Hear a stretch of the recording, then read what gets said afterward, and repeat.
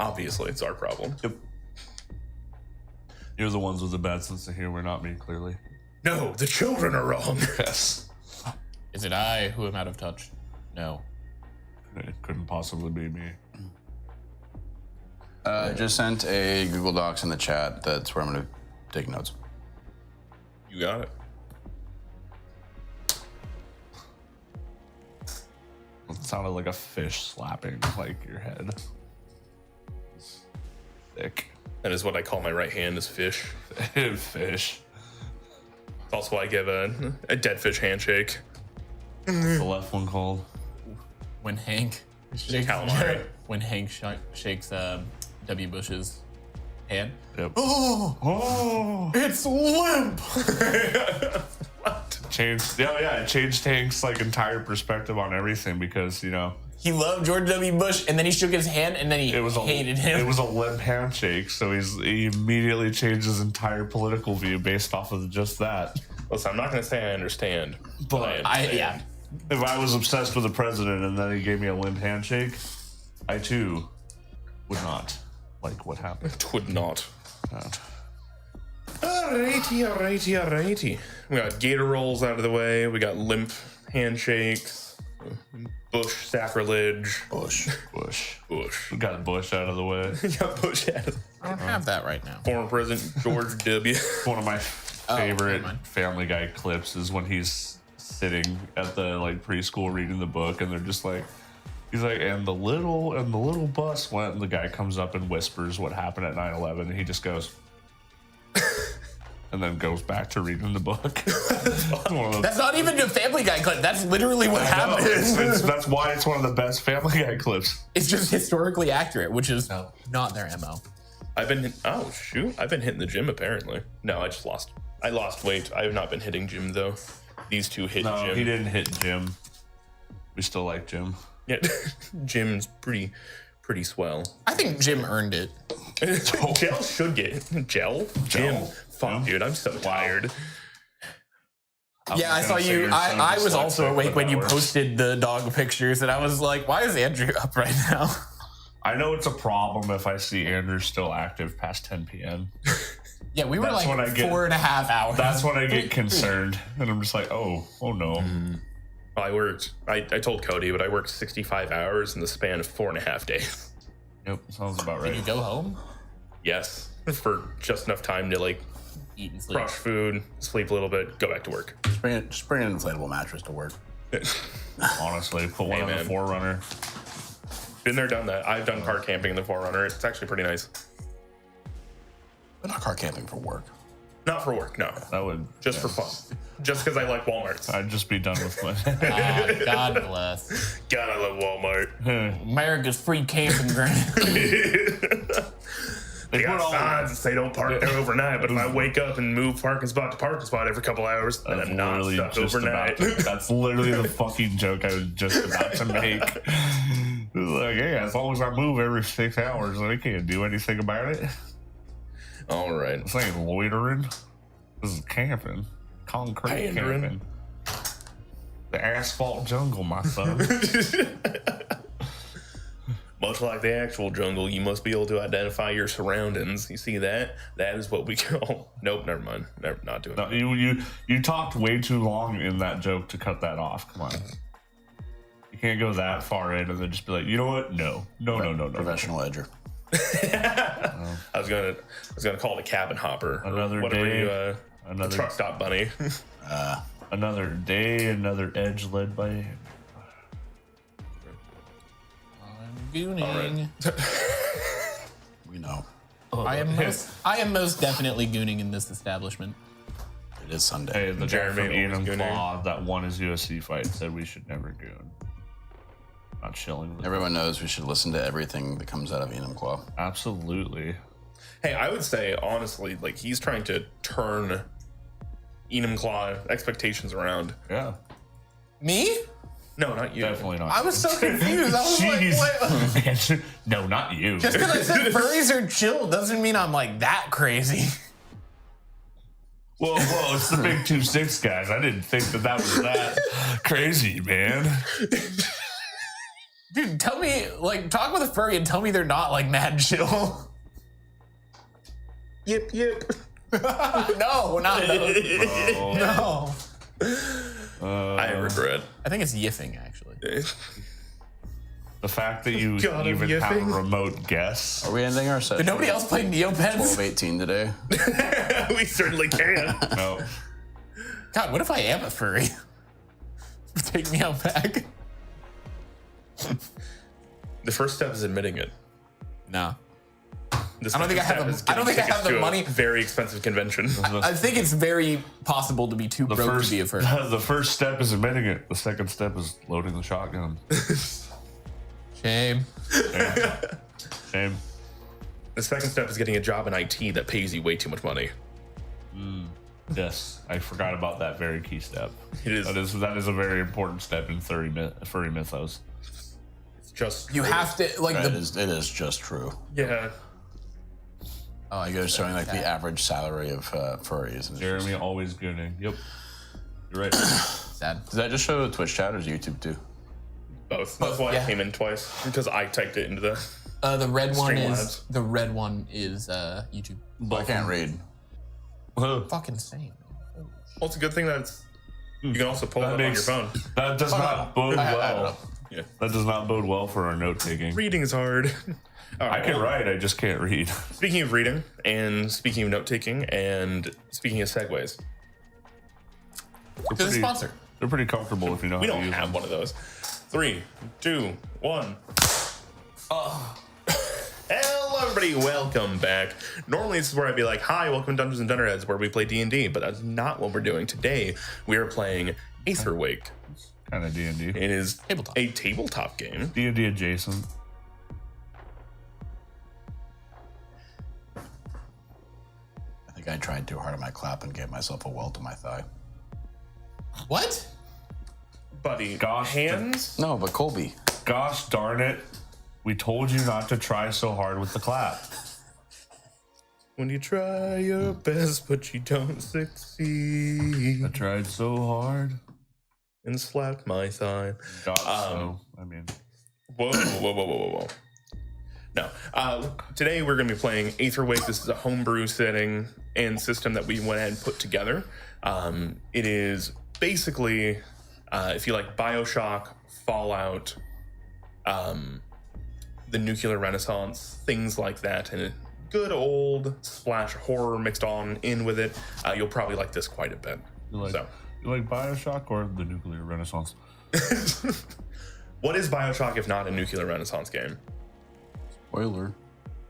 Actually, I don't think there's any nuclear in Bioshock. Fallout for sure, but I wouldn't call that There's there's nuclear undertones. I wouldn't call that the Nuclear Renaissance. I'd call that the Nuclear Recession. I feel like Bioshock is kind of like nuclear adjacent, but also in the middle of like Fallout being very popular. They just kind of did the overall theme of like dystopia from something bad How happening. about Fallout, but water?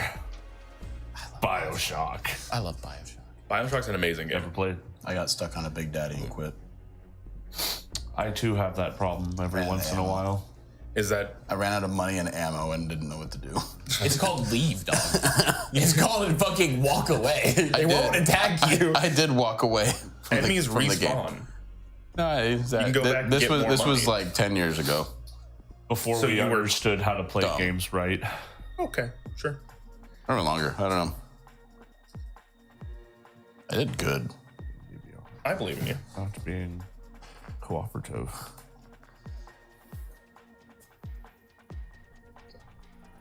As we pick up today, the lot of you are in a helicopter.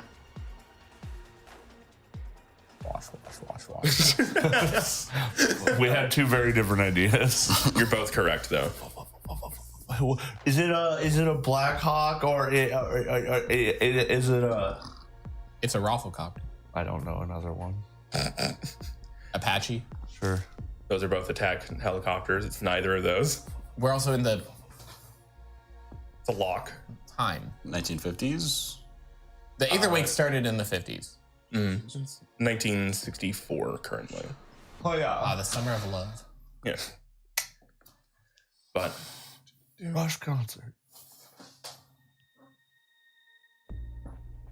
Apologies. Pausing. Pausing. I will hold my breath until you say it. Okay. Well, you're gonna be holding your breath for a while there.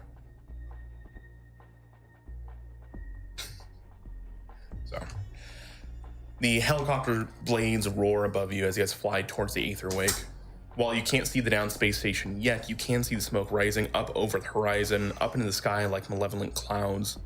The waste-ridden smoke beginning to catch into the jet streams as above this horrible accident is now going to be an entire world issue. The Aetherwake, a space station filled with elite scientists studying nuclear radiation up in orbit, trying to keep it from impacting life down below, has unfortunately crashed down into the Arctic, polluting the waters, land, and sky for what is technically one of the only places not owned by any country, but shared with them all. As you pull away from the smoke over the horizon on the radio, you all hear the pilot say, we're only a few minutes out from the LZ. I'm going to be putting us down a ways away from the crash site so the bird can get in and out safely. I got to keep this bird moving or she's going to freeze up on me. You can radio me in, and I'll be here as soon as I can to pick you up, but know that I'm not getting any closer than this LZ. You understand?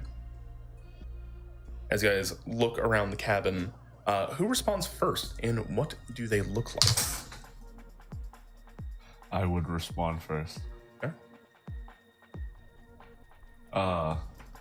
You would see a very cheery-eyed, blonde, Swedish man, tall, big old grin, mustache. I'm glad that the cadence for introducing your characters has stayed. Age? Age? Mid-20s. Oh, okay. Okay. What's your name? Sven. No, not Sven. I got wrapped up in there. Gustav. Gustav? I was gonna do Anatoly until I saw his name, and I was like, I'm not gonna do that to Andrew. Anatolian Antony? Yep. I fuck with you enough with names. I decided against it, so Gustav. Okay. So as you're in the helicopter going on in, what is Gustav?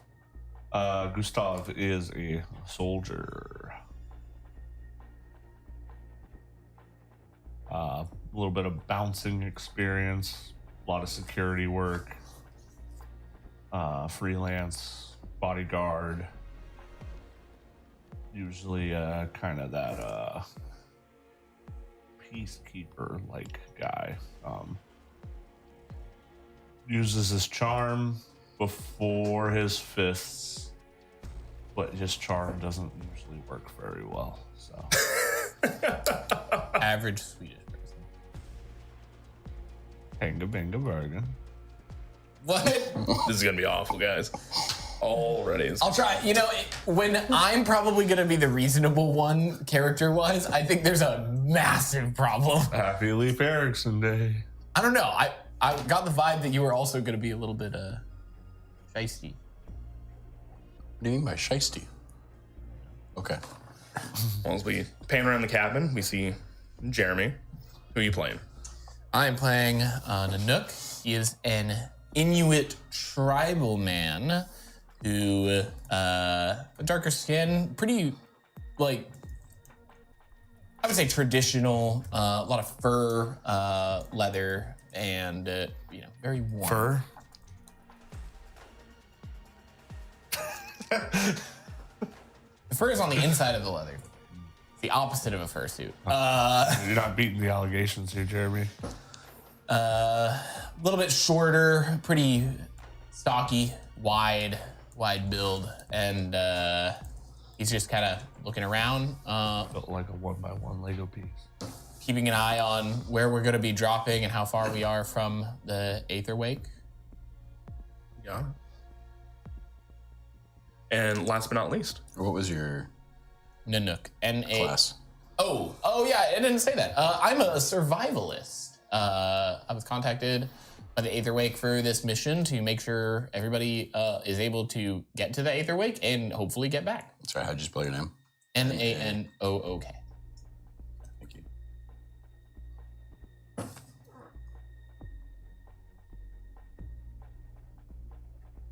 You got it. Beautiful. So we pan on over to last but certainly not least, Cody. Who are you playing? I am playing Antoni Kowalski, early mid 50s Polish man, taller, thin-framed, background in mechanical engineering and math from University of Warsaw. Been working on a bunch of engineering feats over the past couple of years. Details don't really matter right now. Early 50s Polish guy. Yeah. Playing an engineer class. Yeah. Yeah. All right. So, as a lot of you look around the cabin, introductions weren't really made as much as you guys were just brought, grabbed from your disparate parts of the world and rocketed down here. Basically, what you've been told is the Aetherwake has crashed, and they need a basically forward operating party to go in, collect people, any survivors that may or may not be there, and see what the status is of the nuclear reactor.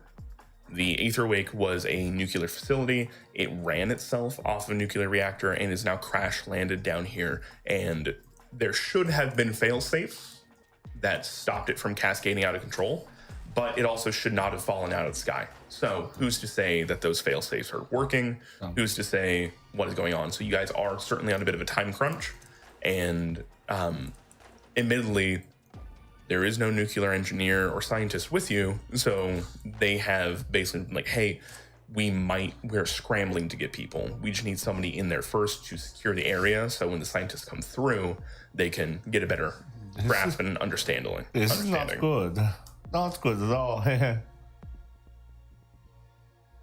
So, as the helicopter crests over a glacial crag, you guys can see the Aetherwake itself half submerged into this icy bay, the disc-like platform the size of a football stadium listing onto its side like a crescent moon over the horizon. Black and white smoke billow out from various ports of the hull, with blue light can be seen intermittently going in and out. The helicopter sets down on a rough patch of ice and snow and is hastily marked and spray-painted with flares. He goes, well, this is where I stop. Good luck. I'll be back after refueling. I'm going to keep making this trip back and forth, so if I'm not here, I'm at most a couple hours away. We left you guys some tents, a generator, and some heat. There's some food and some other bits and bobs in there for you. Good luck, folks. If you need anything, go ahead and just radio me in. We got some radios in there for you. Okay, good luck, friend. I'll do my best to get it for you on my return trips. And with that, as you guys disembark, the helicopter immediately pulls away. If they had landed here for too long, the entire thing would have seized. Brilliant campsite. Yep, you guys look out about you. There are a few camps. You see that when the flaps have been left open, as you kind of like poke your head in, you see that there are 6 cold weather sleeping bags, some set of MREs, and what looks like a first aid kit has been left behind. Oh, yeah, I got 2 bags each. Wait, how many people? Is it just us 3? Currently. Are we supposed to be meeting anybody? No. You guys are supposed to go look out and basically secure the area while they try to get more people in. I see. How far are we from the crash site? You guys are probably quarter-mile hike. You can see it from where you are, but due to the radiation, the possible radiation, they didn't want to set down too close. They just want us to walk towards it. How large Unshielded and unprotected. is the ship? It is, I meant it when I said it, it is like the size of like a football field. stadium. Or stadium. Okay. Wow. It is massive. Okay, so what's the plan? Oh, Mr. Survivor guy. Yeah. You gonna set up the tents? Yeah, what we do, what we set up. Why do I have to be the reasonable one? Is there something wrong with setting up the tents? Do you want I'm going to start do you setting not up want a to tent. sleep?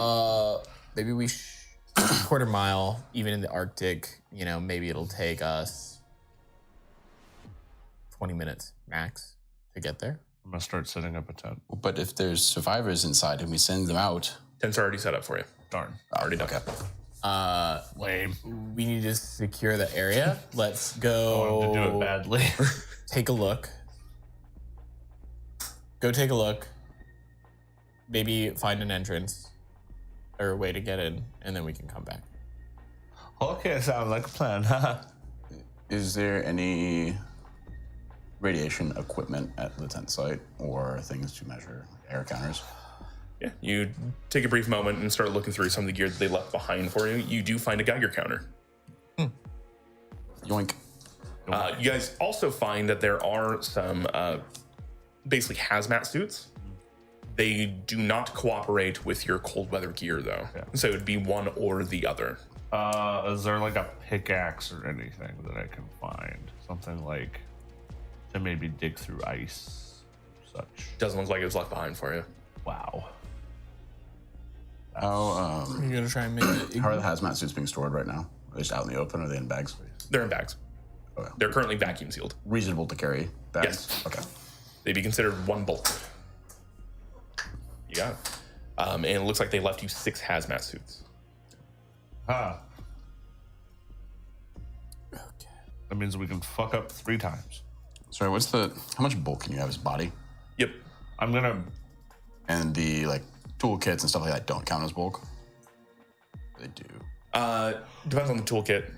Like this fairly one. small, like your This- machinist tools. No. They're not going to count as bulk. I'm gonna bring a hazmat suit with me, but not wear it.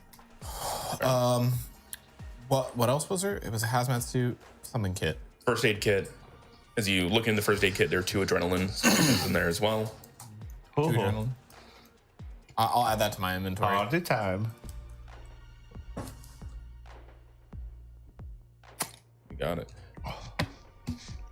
First aid kit, mechanically, you can use this during a short rest to heal back 1 body. For 1 adrenaline. No, that is just the first aid It's just kit. the kit itself. First aid the kit adrenaline. with 2 adrenalines. Taking adrenaline will allow you to ignore degrading body for the rest of a scene. When taking damage while using adrenaline, you must mark how much you have taken, but it does not take away from your body checks that you'd be making. So basically, it acts like a buffer. You take the damage later instead of currently. That being said, if you do hit 0 body while you're using adrenaline, you do die. Can you use adrenaline to get up? Was that the one we could use to get up from if you run out of body? Or is that something else? I think that popped up in one of the other ones. That is not this one. Cool. At the end of the scene, you will take 1 stress as well as incur all the body damage you were ignoring until now. Oh, cool. Is the med kit used once or is it used like the tool? Med kit is used once. Cool. It is an expendable resource. Yep. Thank you.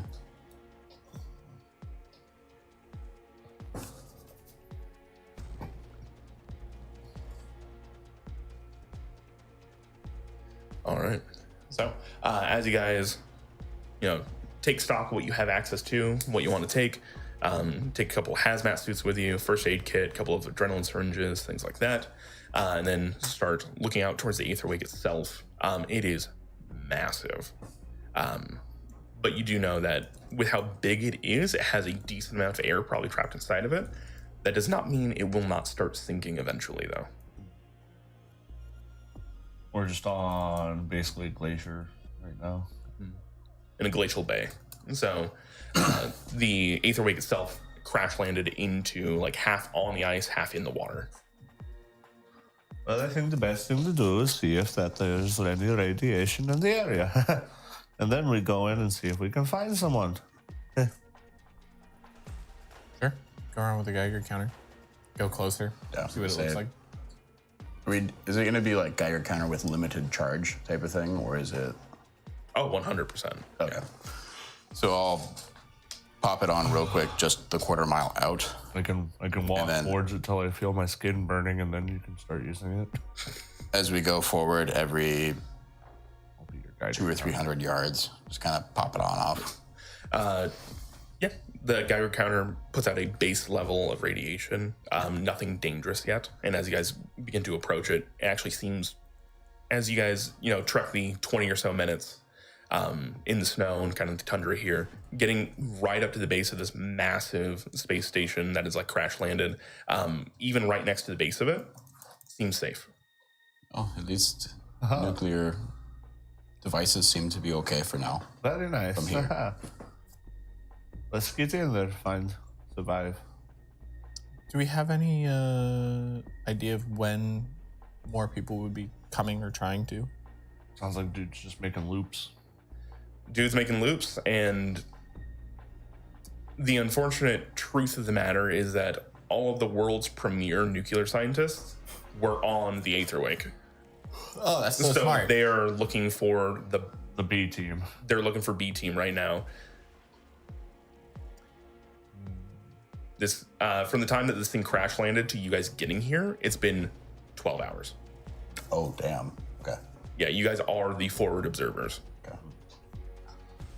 I guess at area where we approached, what's it look like for accessibility into it? Great question.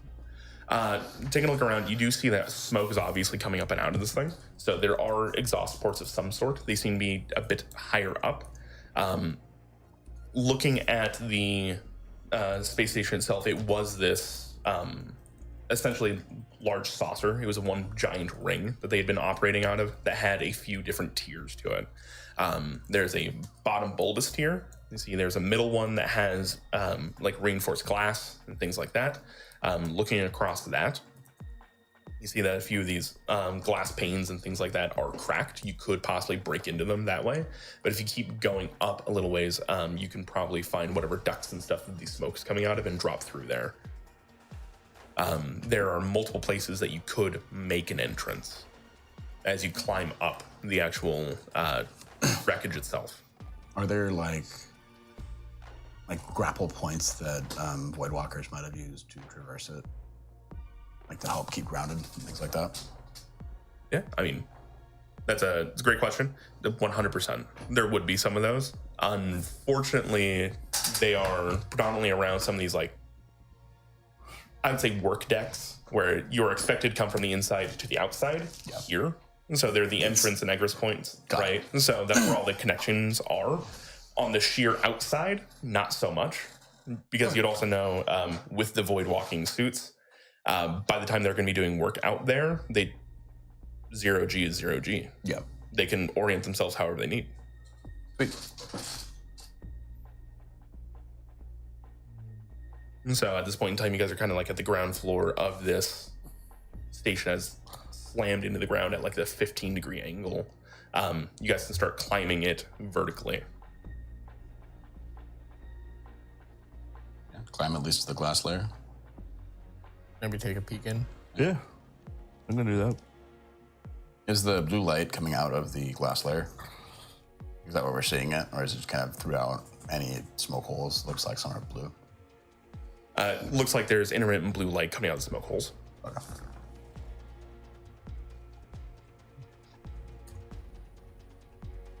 There we go.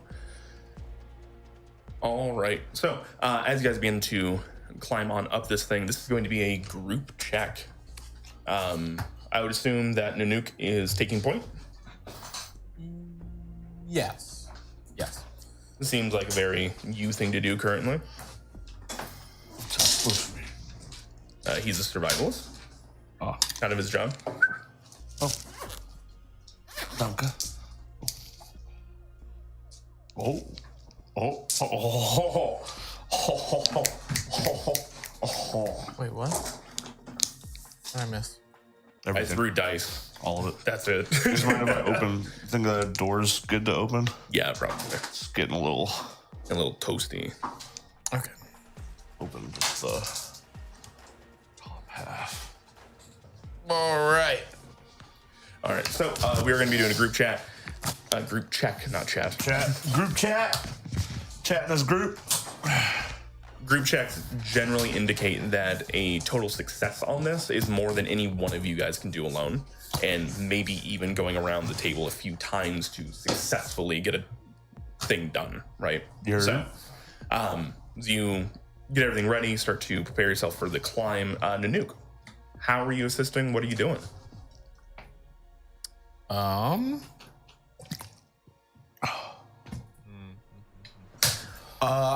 probably be trying to direct everybody on how to navigate steep-ish inclines. It's fairly steep for being a fucking icy ice dome. Like telling everybody how to place their foot, how to anchor themselves, if they have like tools. I'm assuming, we might have like a knife or something like that, to like, if you're slipping, wedge yourself into cracks, crevices, that kind of thing. Sure, 100%. Go ahead and give me an instinct check. Okay.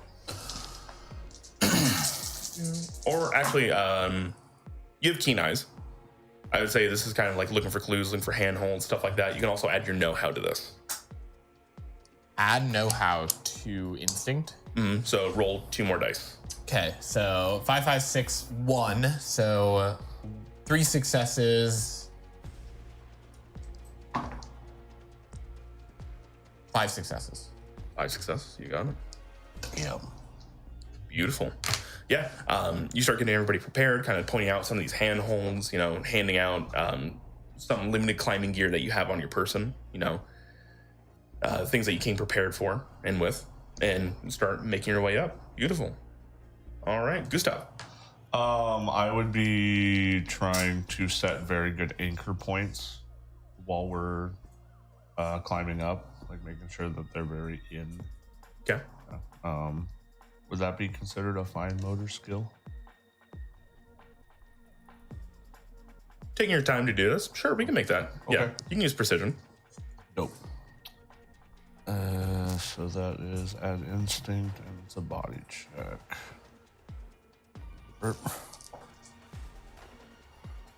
That is Yurt. 1278. New vocal sim unlocked. Yippee! Yurt. Add it to the list. All right. 1, 2, 3 successes. All right. Good rolls. You got it.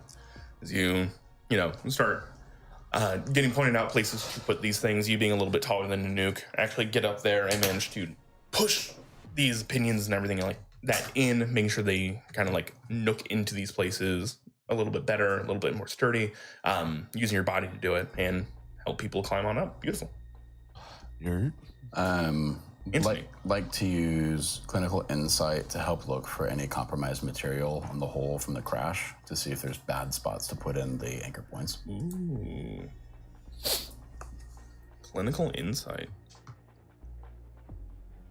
Give me 1 second. Yep. Boy over here is laying down a fucking clinic. You add know-how to a roll to derive dangers intended use of equipment in an area. That sounds exactly like what this is. Beautiful. Fuck yeah, dude. Yeah, go and give me a know-how check. Breeze. Oh, fuck yeah. 3 successes, 2 sixes. Beautiful.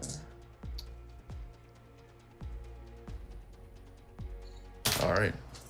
So as you guys start climbing up, you're looking at some of these points and realize, like, hey, during this crash, there's been kind of this weird stressing that's happened where it was this nice disc, but on impact, it has actually bent up, and there's now like structure. What's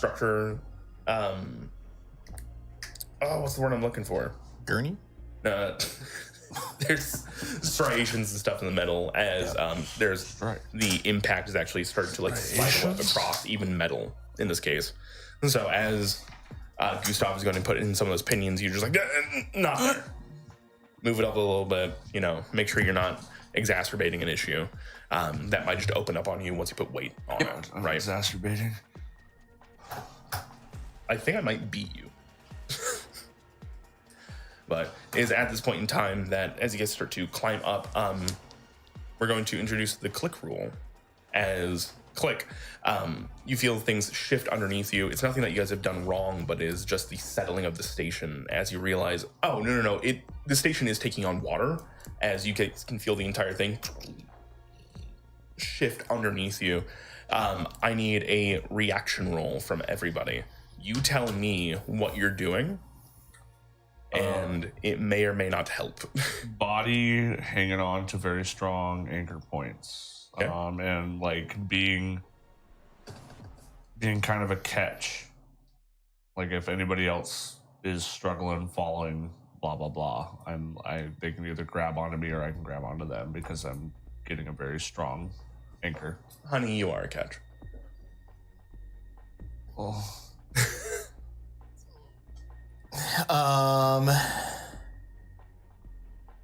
Like it's slipping, right? Excuse me. I mean, I'm assuming that this has happened to me a lot. I want to try and like get myself low, low center of gravity, lots of contact points, stop slipping, grab onto literally anything, kind of like, you know, almost like claws down if I'm sliding to like reach and like snag onto something. You got it. Claws out. I'm going to, so saying that it went down and bent, see if there's any more flat surfaces that I could go to, fall down to, or...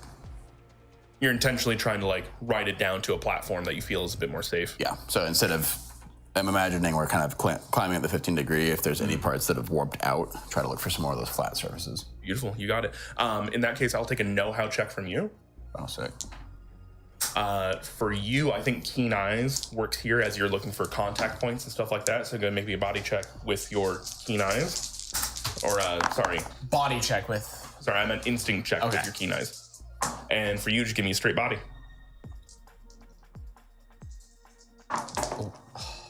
Or a flat body check, my apologies. 2. 3. 3. It's a good roll, good roll. 3. 3. All right, the two of you succeed as you manage to hold on nice and tight. You, more about experience, Nanook, as you realize you can just place your hands here, place your feet here, and get into these nooks and crannies. Nooks and crannies. For Gustav, just pure strength, holding on, fingertips good to go. Unfortunately, as things start to shift and you are looking for a platform to like fall down to, you're not taking into account how quickly you're going to fall as this thing's kind of shifting. So as you hit into it, you do feel a bit of an impact and you're going to take 1 point of body. But as we continue on, you guys are about halfway through this group check challenge. So whoever would like to take point, you feel free to. How far up are we? Like halfway to the glass. About, yeah. Try to take a peek up at the glass areas to see if there's anything that's looking more compromised than others and try to navigate us towards that. Sure. Yeah, go and give me a know-how check. You can use clinical insight if you'd like. Cool. 4 successes. Beautiful. Yeah, you do find one, and it's kind of funny because like you feel something warm and wet instead of cold and wet here in the Antarctic. As you look up and you realize that one of these kind of glass panes has water springing out of it that is steaming. Not hot, just warm. Warm. Okay. Warmer than everything around it. Yeah. Including us. That would be steaming, yeah. And so you realize like get up there. It's already a bit compromised. You could probably break the rest of the glass there and get into whatever hab this is. I'll just point up to it. Oh, yeah.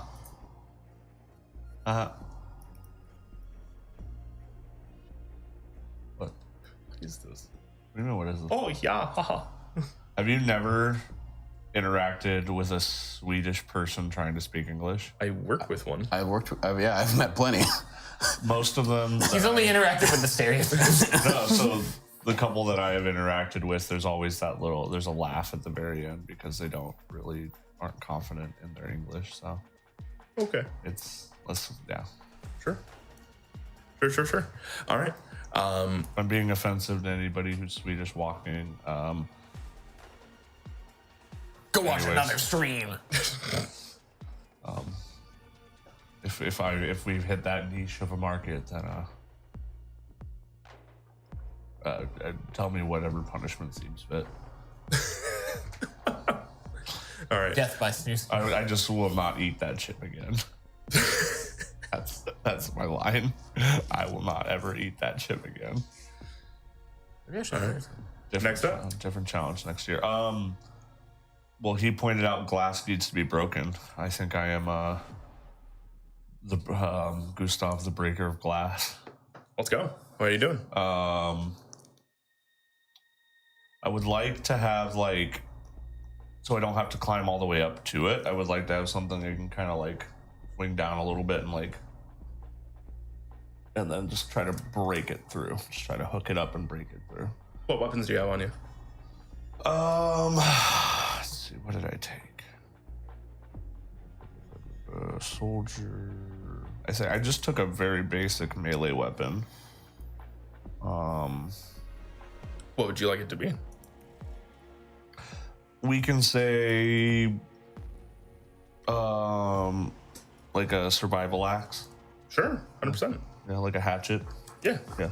I dig that. Okay. We can tie it to a little bit of a, basically whatever I'm using to climb up, and just kind of. All right. You're essentially going to make this an improvised weapon at this point in time because you're kind of like elongating it out. And so you're going to take -1 dice to this check. Okay, and this would be a body. Yep. Still pretty good. 2 successes. 2 5s and a 2. You got it. You swing up. It is spiderwebbed. It is this close to shattering the rest of the way. Nice.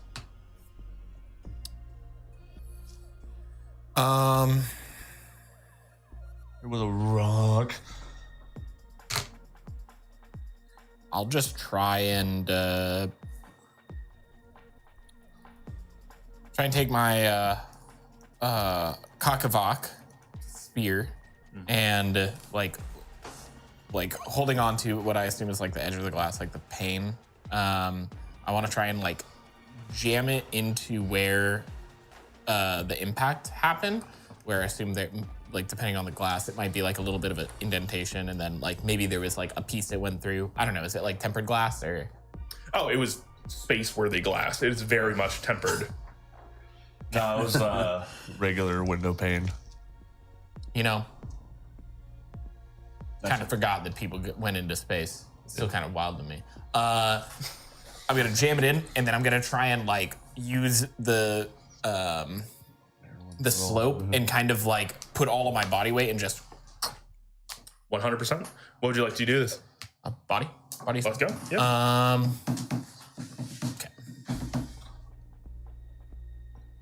Put Marilyn Monroe on the moon. 2 successes. Great, darn you. All right. So I will tell you guys the group check DC was 20. You are currently at 19. As I would say, Antoine, as you look over, or Anthony, sorry, not Antoine. It's okay. I've been called. This is why I didn't do Anatoly. This is what I didn't do Anatoly for. This would have just been. Anthony, as you look on over, you see that this Nanook is hanging off of his spear. This basically the gasket holding this thing into the rest of this construct is just about to go, but it is like rubber gasket. The window itself is compromised. It is just the housing at this point in time that's holding everything together. What would you like to do? How am I below him? Yeah. Give him a thumbs up. Grab his legs. Just pull on him hard. He's trying to make me taller. So he's falling back into it, trying to just add my own body weight to it to pull down. Beautiful. You want to give me a body check? Yeah, it sounds good. 6. There we go. Technically a crit. Technically, Because you only needed 1. I pull the shit The best out way of to your crit legs. is if you only roll 1. That's fuck. I was like, this is a dumb roll for me to do, but I like it. Beautiful. You pull down, and I'm going to flavor this crit as I did mention that there was water coming out of this thing. So as you yank down on Nanook's foot and manage to make this entire thing pry free, you get him and yourself clear of all the water that comes down like a deluge afterwards, making sure that you guys don't get soaked down to your skivvies. Oh, not my skivvies. Mine are made of fur. So, you guys now have access to beta deck. Does this? How far down does it go? Like, I'm assuming, like, this is the top, right? Like a top window, like a skylight almost? You guys are only about halfway up. Remember, this thing's a sphere or a cylinder. That's Yeah. So, but like, how far down in from the window? Oh, like the room itself that Yeah. you guys are looking into? As you kind of like poke your heads through, you see that it's this kind of like little biohab. They had like hydroponic plants and stuff growing in here. You're not quite sure what the plants are. They look a little odd to you, especially in like not being from like kind of a Arctic climate. You know, it's not really something that you're used to. But the room itself is not very large. Okay. Would I know if it's concerning that there's steaming water coming out of a window in a potentially radioactive place? Give me a know-how check. Is that with clinical insight? So it can be. Yeah. Clinical insight is putting in work already. 4 successes. 4 successes. You would desperately hope that the water systems for a nuclear reactor and the water systems for a like hydroponics are different. Hopefully. Technically, if the two of them did intertwine at any point in time, it could Cause this.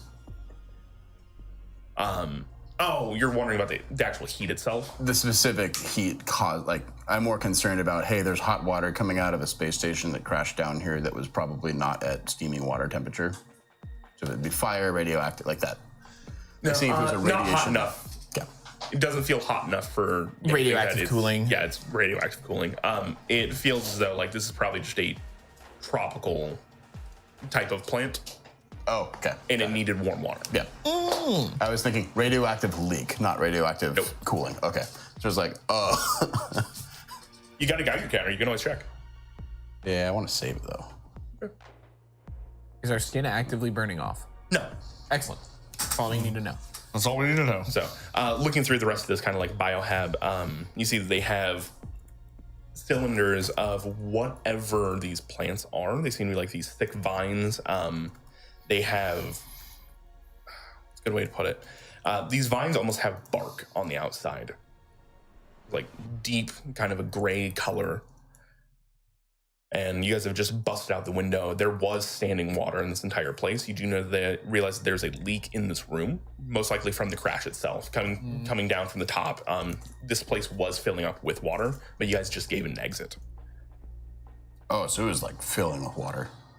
Okay. So as you guys kind of like step on in, while the water's still flowing out, you are about ankle deep in warm water. I would like to take my boots off to keep them dry. Okay. Before going in. Sure. 100%. Yeah, I'd see you do that and probably follow suit and roll up the pants a little bit. Unless you want to be walking on ice cubes or have your feet encased in ice cubes, I recommend you all do the same. How's the ambient temperature inside? You busted open a door or a window, so I assume it's cooler, but it's still better than outside. 100%. It's much better inside than outside. It was warm in here. Okay. It's quickly cooling. But it's not Arctic cold right now. Okay. So you guys see the biohab itself. It looks as though there is a like metal blast door on one side. And the rest of this kind of hydroponic lab, as it were, you see that there were these large columns that the plants themselves were like kind of put into. That's what they were growing out of. And that they had these essentially glass towers that had been filled with water, but on impact cracked and broke. And so that's why all the water's kind of like sitting out here. There's no furniture, no nothing like that. It seems like this was the kind of lab room itself, the actual like maybe experiment, maybe this was just for food. You're not quite sure when it comes to the Aetherwake. But there's not a ton of other features in here other than the door. So this would be like a lab room. Mm-hmm. Can I scavenge around looking for metal piping and oxygen tanks? Oxygen tanks, not so much, but you do see that there are metal piping kind of like just up above you. Is it like free or is it part of the? Oh, it's part of the structure. Okay, I'll leave it for now. Is it free? We're gonna pay for Technically, everything's free right now. 5-finger discount. property is theft. Is it for? That's important. Is it just grabbing general scrap? You like, there's broken stuff around here. You can definitely pick I'll up and collect grab. general scrap Yeah. stuff then. I don't know if I had to define exactly what. You would essentially you pick up some of the broken metal piping, some of the glass tubing that got broke, things like that. 100%. I will go check the door. All right. Walking to the door, you realize that there is no door handle from your side. Oh. Is there a window? Nope. Was there a door handle? Doesn't appear so. Probably one of these fancy powered doors. To that point, as you look in, you see that there are some actuators that have this thing closed. And we can't access them. There's no control panel from inside here, no. Though it does look like there is a kind of like a card reader. There's nobody dead in this room, is there? No. Is there any like desks or anything like that? Nope. No office area, no nothing. Not in this room, at least. No dead bodies. Not yet. Ominous. Well, if we start killing each other, we can change that. Just you fucking wait. I'm on it. We might need to enter in a different way. Unfortunately. Well, If all three of us hit this door at the same time, I mean, it's a window. We can see the actuators. that's a door.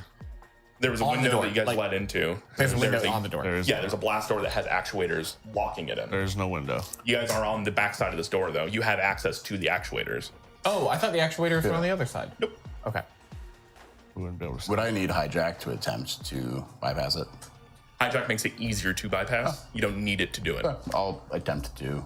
I'm just using the machinist tools I have. Probably be the best thing in the world for it, but just trying to figure out a way to like, hey, You had a few basic hand tools and stuff like that. What you do realize is that it's hydraulically locked, right? And so you basically just need to figure out a way to undo the hydraulics and it will default to an open state. I was about to say, hit it with hammers. So if you like, go and make me a know-how check to basically direct where you need to put this effort. yep. So, what do I need to do anything then? Not yet. Not yet, And yeah, right? 2 successes. 2 successes. Okay. 1 as well. No problem. You point out to Gustav that basically you just need to put a hole into these hydraulic lines and it will slowly drain itself and then it will become unpressurized. So yeah, boom there, boom there. Yep. No check really required. Oh. Sick.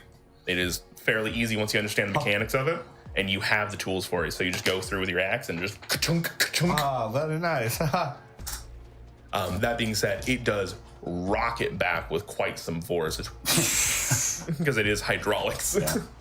You guys can smell the hydraulic oil hitting the ground next to you.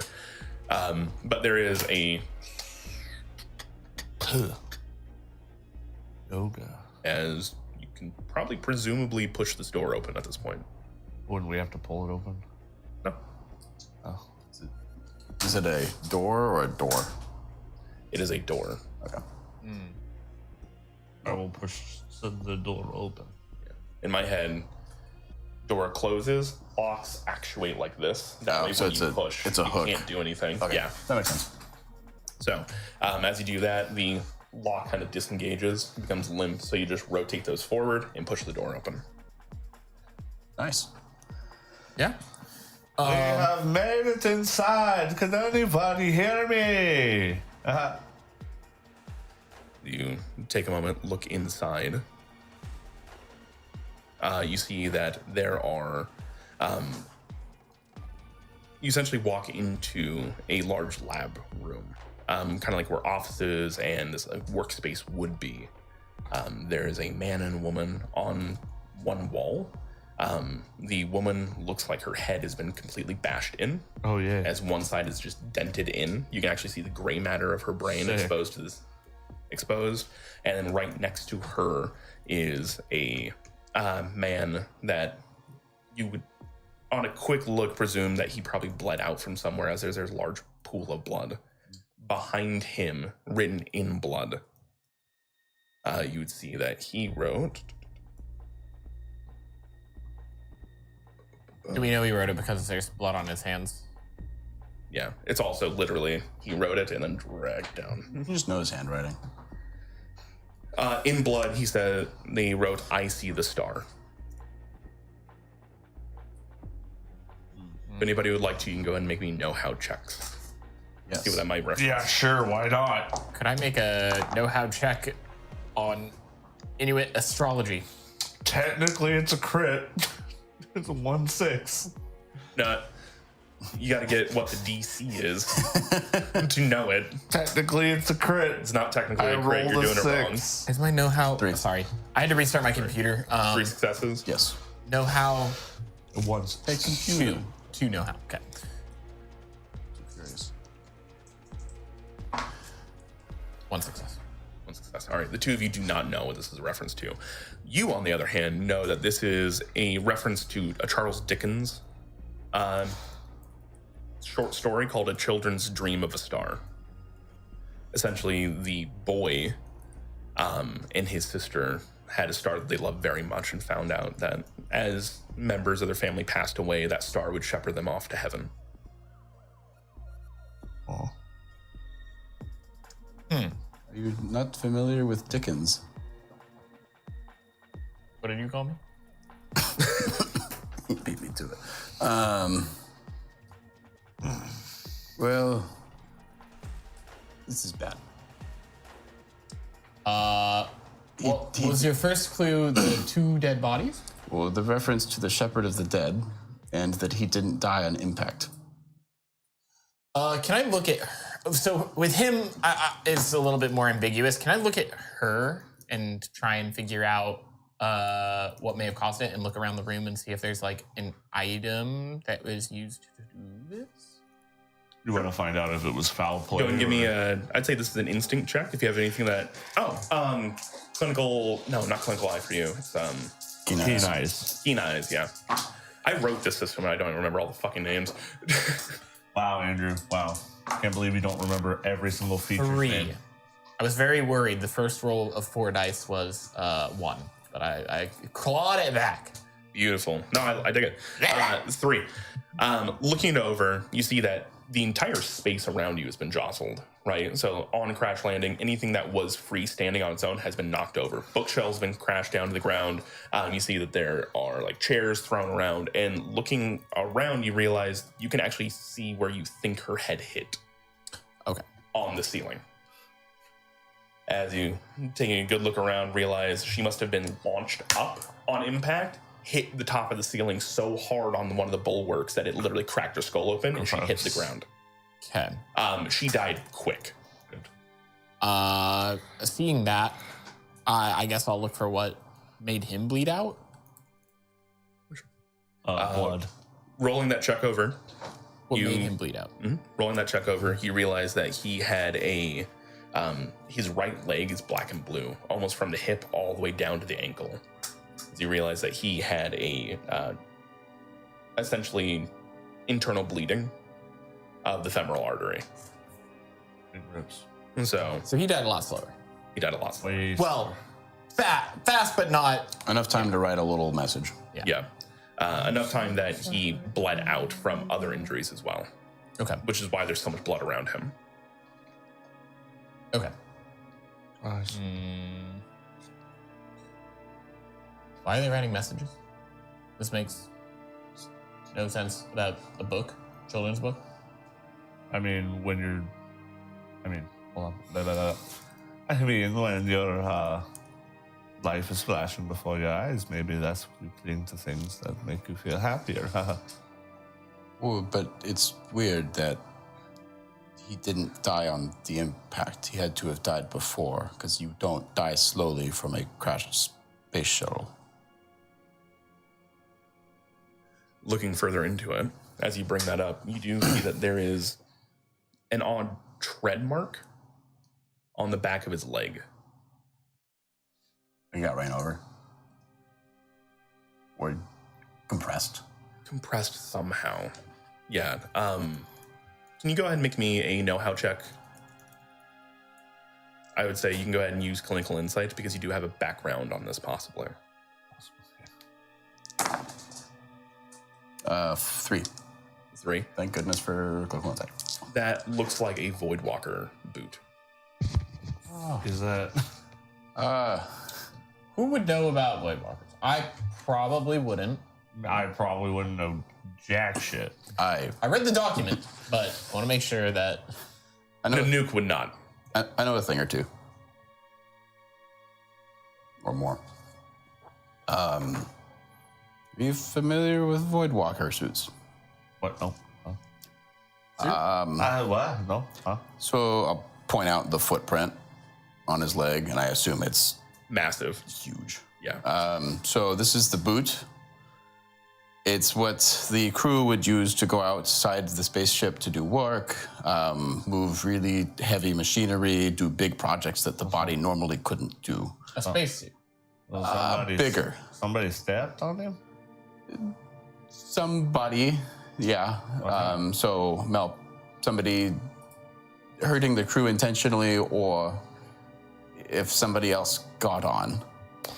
Can I take that tread mark, we'll say, and see if there are any, did it lead anywhere? Did that step through blood anywhere? Are there any other signs of this Voidwalker suit and where it went? Yeah. You take a brief moment. You turned into fucking Mike Tyson at the end there. You can go ahead and give me a instinct check if you like, looking for tracks and stuff like that. Sure. Are there any abilities you'd like to add on to it? 2 successes. Don't have anything that can be added. Cool, no problem. Take a few moments and look around. You notice that there are tread marks making its way further into this biohab. You guys kind of got a little distracted at first by the immediate 2 dead bodies. Taking a brief moment and looking around you, you realize that there's they have posters up here, they have signage, they have a bunch of different things. Though looking further in, you realize that this area of the space station that you're in looks like it has been broken off and a little bit disconnected from the rest, as there is signage going to what they call the main lift that these treads tend to go to, but there's so much rubble and everything that has been broken down here, you lose track where the steps go, which is kind of odd because that means that whatever happened here must have happened before all the damage in here had. Here. 2 questions from background. They're related. Are Voidwalker suits loud? Yes. And then would they survive, or potentially be built well enough to survive an impact like this? They would certainly protect the people on the inside. Got it. And they could probably bounce around. They would not have been able to survive impact if they were outside of the ship. So inside the ship, it would be reasonable that there might be a functioning suit. Correct. Okay. If they crash landed themselves, no way. Yeah, like the suit can't. But if something else broke, It's not an ODST drop pod. if somebody else broke up the impact a bit, then Yeah. it's possible. They probably be a little bit broken, things like that, but the person inside, Safe. relatively. Egg drop. Yeah, that's a great way to put it. Which is one of the ways that they did like shock tests on these, is because they know how big the main corridor, the main shaft is. They would just drop these things from height and see if the dummies inside would like survive. Hopefully they were dummies and not people. Human side. The dummies. Real big- DUMMYS. Real big egg. But as you all take a brief moment and get kind of like a bearing for yourselves, you see that there are a few different signs around here. The biohab that you just came out of has a symbol with a delta sign, so a triangle and an E in the middle of it. Okay. So it shows that it's Delta E1. The two folks that you see down next to you that have unfortunately passed away, they look to be Elaine and Harold Carter. And do they have key cards? That is exactly how you figure out who they are, because they have key cards on their lapels. I will take the key cards. Got it. On the lapels, you see that they have kind of like a sticker put down next to it that says Children of Soul, S-O-L. Do I know what that means? Nope. Soul means sun. Nice.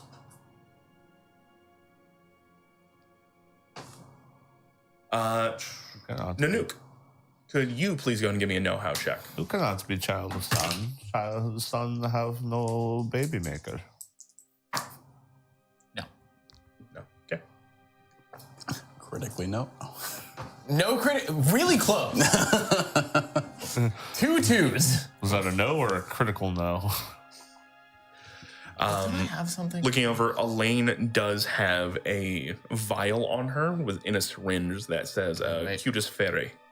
Oh, never mind. It wouldn't matter. I have something for know-how, but Everybody know what that means? Or I stab myself with it? I assume I'm not familiar with that, right?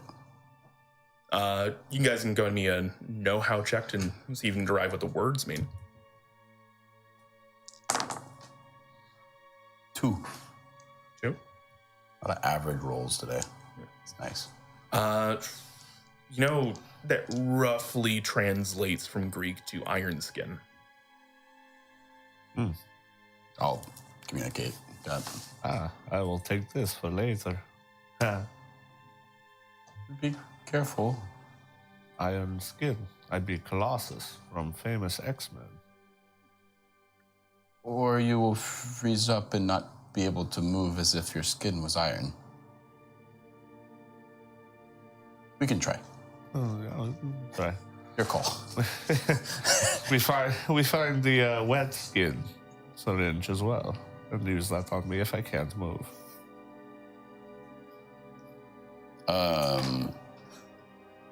How wet is it? skin. What's like the ambient noise in here? Ambiently, you guys can hear like sparks, things shifting, groans in the actual structure itself. It seems to be settling a little bit over a little bit. You can hear that there are systems still online, as far as you would assume, because you guys can hear motors running. You guys can hear the ambient sound of like fans, like heat sinks, things like that, actually moving and operating in the space. Looking around, you actually do notice that there's like a couple of terminals, as in like computers that they were left out. They've been like thrown down to the ground. The CRT kind of monitor's broken at this point in time. Damn. But doesn't mean you couldn't take the actual computers itself and maybe repair it later. Yeah.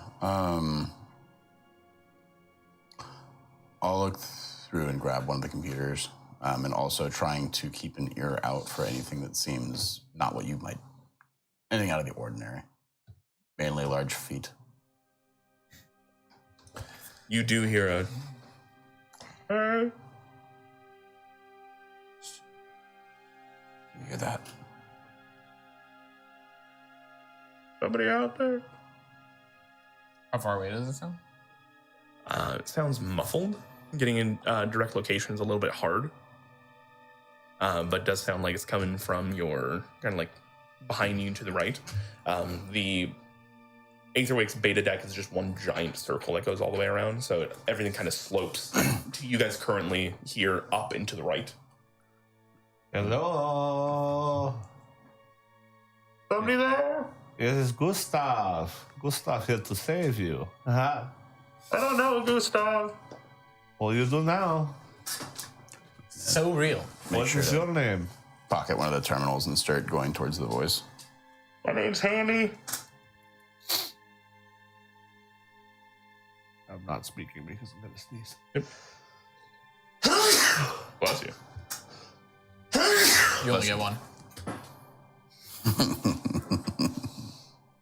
Bad luck, you know. Say bless you twice. Yeah. That's a double negative. Double positive makes a negative.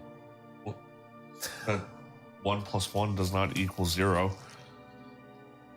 I'm stuck under some of this stuff. I don't know what it is. I can't get it off. I will come save you. I'm I Gustav. gotta grab my beer. in preparation for Beer? trying to do all of that. Yeah. Grabbing your beer? Beer. Oh, I didn't hear this. Yeah. I didn't hear the spoon, and I was like, "You're grabbing Cheers. a beer? Cheers, brother." Are you talking about? Your I came prepared. Are you talking about Jeremy or the character? As you guys move along, you see there's a thing that has the same Delta E sign, but it says Quadrant Office 1. Okay. Hey there! Does it look like the same type of door that we had to get through before? Yeah. Does it look like it's still powered? From what you can tell, yeah. It looks like there's like a green light up above it. I shall use key card if it does not open. Use key card. Which one are you using? Do I have an idea of which one might work for this based on what the key cards say on them? You see that Elaine in her little Delta E symbol on hers has a 2, and Harold only has a 1. And this one is Delta E1 or 2? The door. It's Quadrant Lab 1. I'll try the one with the 1. All right. Works. There you go. Let us find a friend, Hammy. Hammy, where are you? I'm underneath all this stuff. Well, I'm looking. You open the door up and you see that this entire room has been trashed. And in fact, so trashed that there is half of the floor is missing. As during the crash landing, part of it sheared off. And as you kind of like poke your head down, you can actually see deeper into the ship as access ways, and corridors, and everything like that have been shredded. Okay, Hammy, don't panic, but a lot of the ship is missing underneath you. So just stay right where you are, not like you have choice anyways. I was about to say, yeah, he doesn't have, I don't think he's that worried about the shit. I think he's worried about what's on in him. just a second to dig out. Okay.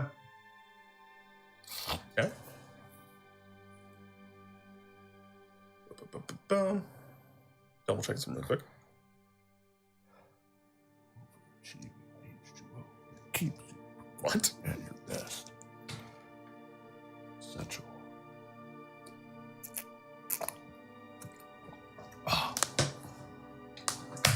All right. Muting. He goes, you look through some of the rubble and things like that. This is a one-person office, and half of the floor is now gone. Probably only one of you are going to fit in here at a time. Who's taking point? You are? Can we see how far down the hole goes? Like, it's like an abyss. Literally, it gets too dark for you to see, and it curves on the way down. So it's out. It's like Splat in height. I see. It could be a slide too, you know? Yeah, like water. Slip and slide. where are you guys from? Are you like, who are you with? Speed. No. Like, who are you with? Would we know if it's a good idea to disclose this? I mean, like, this is obviously the Aetherwake, but, like, is everybody on the ship part of the Aetherwake Foundation? But is he Aetherwoke? Can I kill him? I'm about to. I woke up with a chaotic energy in myself today. We can tell. I know. It's been a while. Will we? Like, did we get any briefing? Like, each of us, did any of us get briefings about that? I don't know how much I would know because I was supposed to kind of just be like the delivery person, but You're basically search and rescue. That's what you were brought on for, right? You would assume everybody that was up in a space station was on the same team. They all got hired, things like that. okay.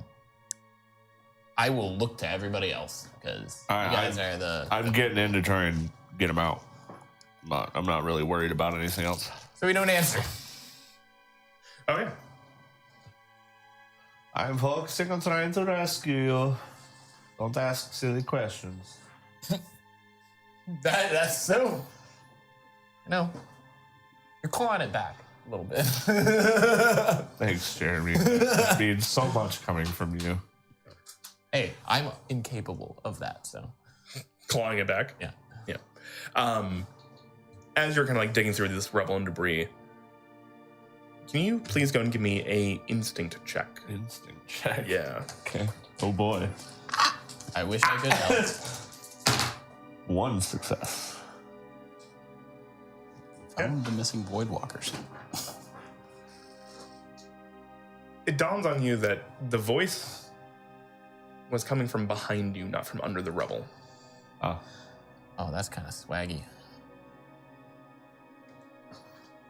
The last bit of interaction, like after you got the door open, he asked you like who you were with, all that kind of stuff. Sounded like it was over your right shoulder. Anybody there? You check back around, and a gangly man with like pale white skin, ripped up clothing, is spiderwebbed up in the fucking corner as he then smiles at you. Teeth yellow and blood red as you should have kept looking, as he's then going to with both his feet slam into your fucking chest. Can you please go and give me a body reaction roll? That's not good. That's 4 3s. Oh! That's not good. Just when I was coming around to you, man. I'm so sorry. Fuck. You guys watch as pale feet slam into your friend as he and is just about to teeter off into the fucking abyss. This gangly man then drops down and is going to essentially go for the kill. We all need to roll initiative. You are going to be essentially flat-footed. Yeah. As you got surprised by this. Body, right? You're... Body? He didn't take any body. It was a shot. No body for initiative. Depends what you want to do, right? Sure. It depends on what you want to do. What is your MO in this? You are going to drop 1 dice from your initiative is all I was going to say. Okay. Oh.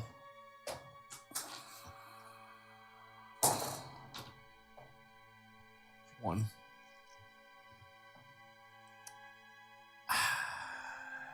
I don't know if I want to like. Save me. No. I don't know if I want to save you or not. I think, like, I'm trying to think of how I can pitch this. I don't think I would know anything about hostility. So I would want to basically know that, like, hey, something bad is going on. I want to go in there and help them. Oh no. Would it be possible to use instinct for that as like a I heard bad things, I'm gonna go in and like make sure that my quarry are fine. Sure. Quarry is the enemy. My team is fine. I knew what you meant. Yeah. 100% you can do that.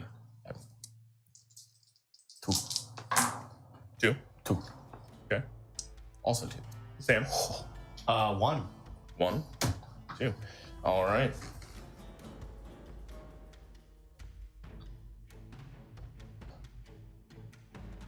Just like all the horror games that I play.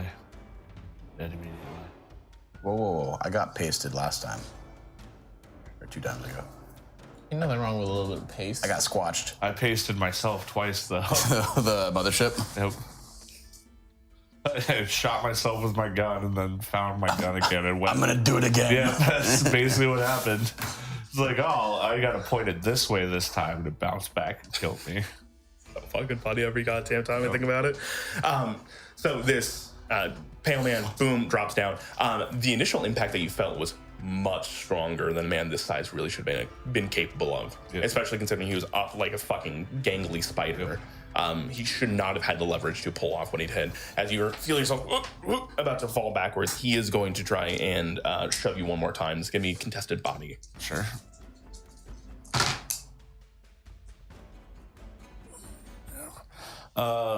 This doesn't count as a deft maneuver, does it?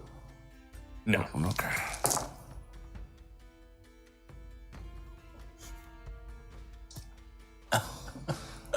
Zero successes. You are slammed and you feel yourself go weightless as See you guys. you guys can hear your friend Gustav until the sound just stops. No. Well, rip. I would assume I'm dead. We'll find out. Okay. 10. Oh, no. That is gonna be the- isn't good. That will be the mimic's turn. Or not mimic, sorry. I used a different stat block from something else I had made. The friend. The friend. The friend's turn. That'll bring it to Cody and Jeremy, or Nanook and Anthony. I can do words so great. See, it's hard because Why, I in want my to say head, Antoine every time. in my head, I kept going Boston, but like Antony. Anthony! I'm like, no, I can't slip into that because there's no coming back. What the Into fuck? something a little bit more comfortable. The fuck? Just said some weird bullshit. We love that. I love that for her. I'm going to. So I'm still in that original area, right? Because there's room for one person. I'm gonna look for in the disaster any long rope or long loose cables that I might be able to Sure. scavenging for something long and flexible. Yeah. Go ahead and give me a know-how check or instinct, whatever one you feel floats your boat in this case. Yeah, I was trying to be methodical with it, so it's more know-how. Like go to do be floating. 3 successes, 2 6s. All right. That will be considered a crit for this case. I found the best rope. It's not rope, actually. As you're looking through, you look around and find out there is just straight up chain. They had chain for one of these like large block and tackles that they were using to move something heavy in here at one point in time, and realize that you can pull out probably about a good 40 feet of that easily. Cool. All right. Nanook. Actually, Can I assist him? Or did that action already take place? It already took place. He's got it. He crit. He's got good chain. I got the hell out of that chain. You might want to kill the old man. Do I see this? Oh yeah, he's standing buck naked in front of you. Oh, he's naked? No shirt cocking it, no nothing. Just Oh, good lord! he made this worse now because he's naked. Good grief, he's naked.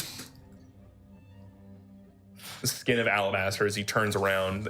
Rick just smiled back at you as he's just like, I'm gonna hungry. try and pin him. Okay, give me contested body. Yeah, okay.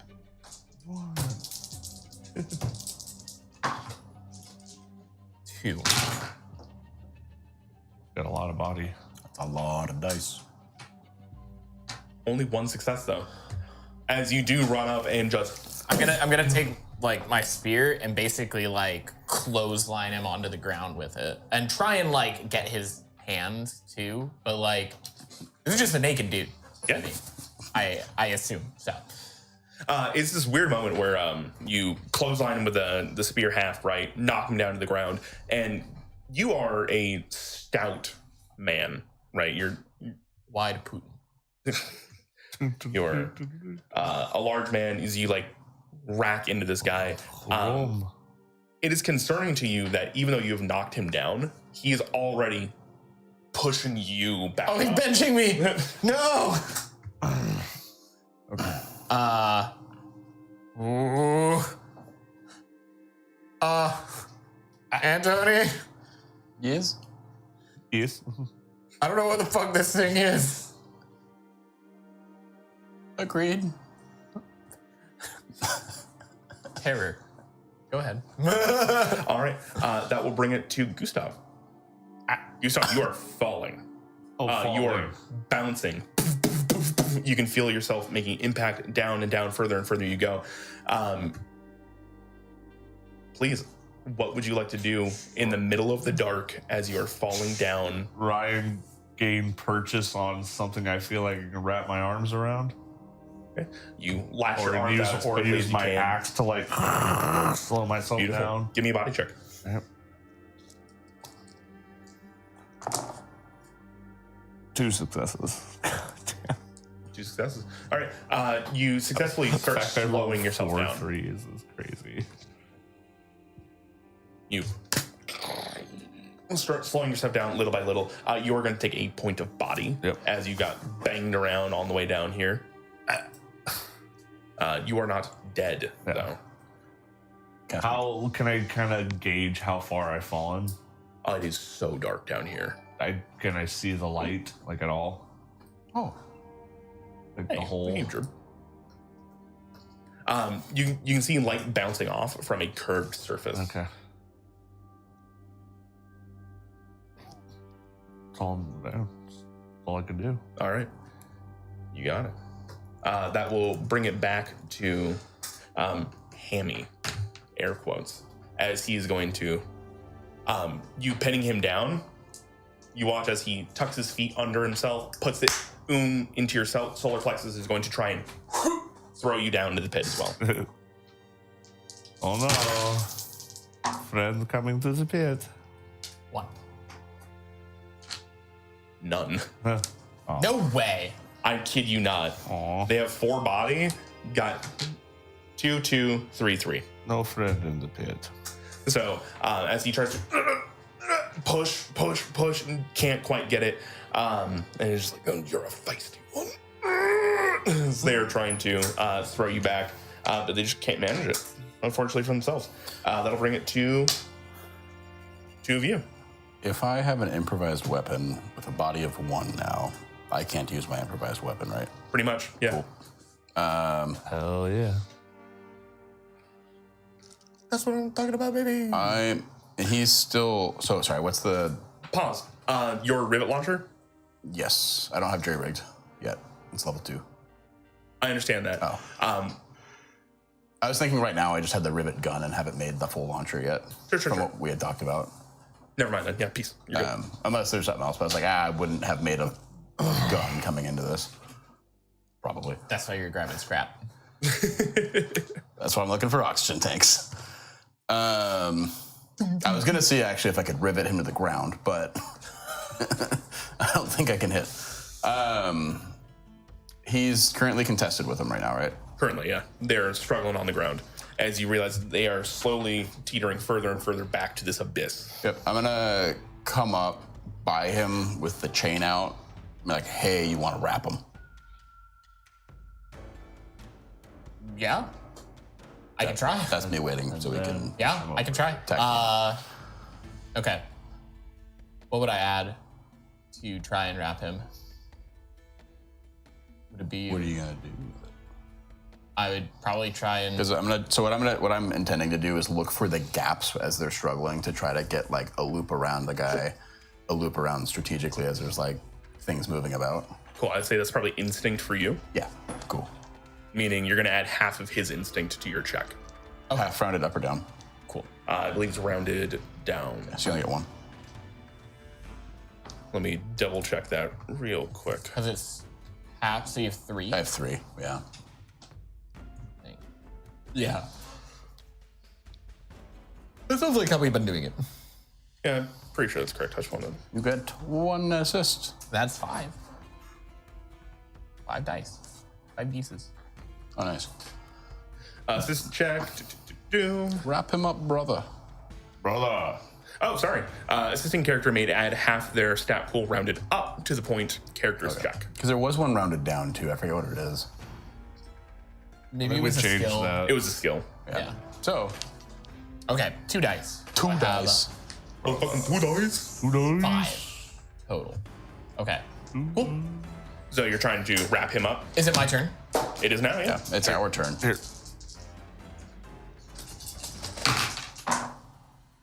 You're 3. 3. tied. Roll again. So this is meets beats or roll again? I don't think we've determined that one yet. I think last time we just re-rolled. We re-roll again. Okay. Yeah, so we'll re-roll. 3. 4. Fuck. Frig. Yeah, Thank you. Okay.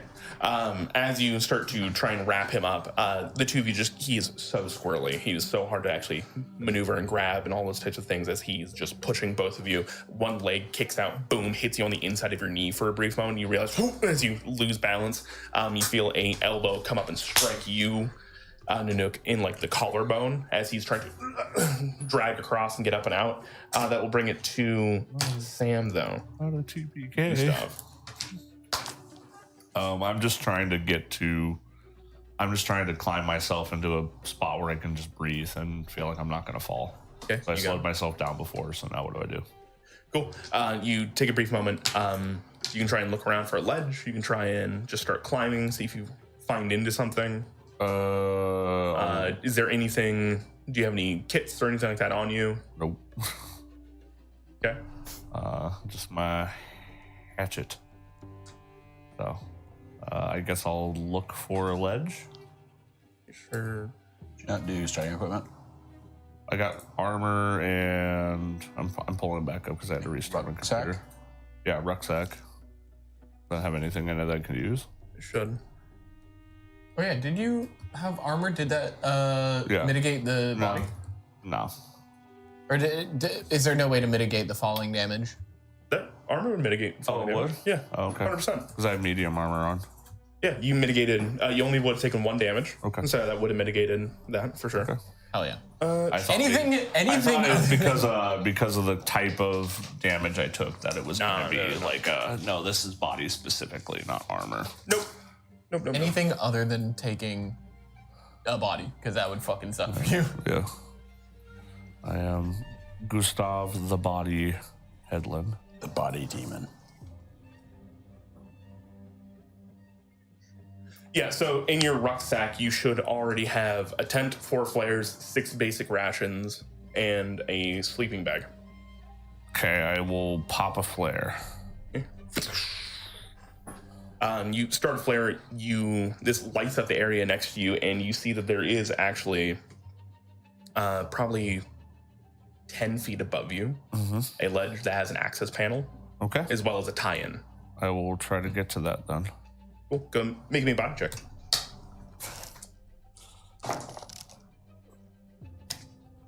Brother. 0. The dice are no longer hot. 0? 0. Oh man, Yeah. it was not D20. It's Sam all of the can't roll horror. it. It's all of the horror games. All the horror games get me always. Oh man, you light this flare and you start trying. I got 2 1s. Sam. Is that a crit fail? Yes. Oh. Sam, this is a very hollow victory for me. Like, I don't want this, actually. Can we do this on normal D&D where you get some crit fails? Why? Why do you want my like important character to die? Well, Well, no, not die. There's a lot I more didn't say that. cushion. There's a lot more cushion. There's this unfortunate moment as you're just like, all right, cool, I've got myself slowed down. There's that like weird rope that you had tied off the end of your hatchet before that you're holding on to. And as you go into, like, you pull yourself up into like a little nook and cranny, you start the flare. You feel as the rope undoes itself because like you can't see what you're doing here. Sure. Up until you actually light it and realize you lit through your own flare. You lose your axe as you all the way continue falling again. You're going to take another point of body. Sick. Mitigated by your armor, though. Armor takes 3, right? Medium armor, I believe? Medium armor, I believe, takes 3. Yeah. Can we hear all of this from... Probably. You guys hear echoes. and we hear see red flare light show up and then immediately start then we fading hear- away again. We hear a bunch of thump, thump. We hear it stop for a couple seconds. Oh, it's back. And then medium armor actually mitigates 4. Oh, yeah. So I've lost my axe. you've lost your armor. No, I've lost half my armor. Oh, okay. It's not terrible. It could have been worse. I am hundreds of feet away from you guys now, though. It's fine. It's fine. I Don't think I'm even going worry to about speed it. run radiation here pretty soon. So. I'm sure there'll be some nice Arctic water to break your fall. Oh, here's the reactor. I do have a hazmat suit. Are you wearing it? No. I brought it with me so I can change it. Little do you know, this shaft is actually the ventilation shaft that lands on the reactor. With unnatural speed and Looks strength. like you about to join me, buddy. This creature, this person, He crit, didn't he? he certainly did. Son of a bitch! The lucky thing for you is he realized it was 2v1 and didn't want to take that fight anymore. So I kid you not, before I rolled this, I was like, he's just trying to escape. He's no longer trying to he's just trying to weasel himself out. Gone. Yeah, So Gollum's he gonna be stalking us the whole fucking Throws time. you into the side of a wall. You are going to take 2 body Nanook. 2. That's all my armor. Yep. Ouch. He I slams guess you it into is a a wall. crit, yeah. Yeah. And then he is going to slip off and almost like a demented spider start sliding his way down into the same abyss that he just threw you Oh, from. god damn it. Sure does. That is their turn. That will bring it to our good friends Nanook and Antony. I got the name wrong. Not Antoine, it's Antony.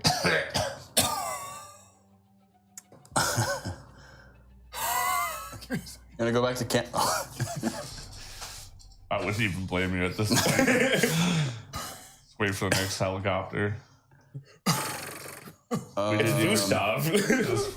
Boostag. No, you just get Anatoly this time.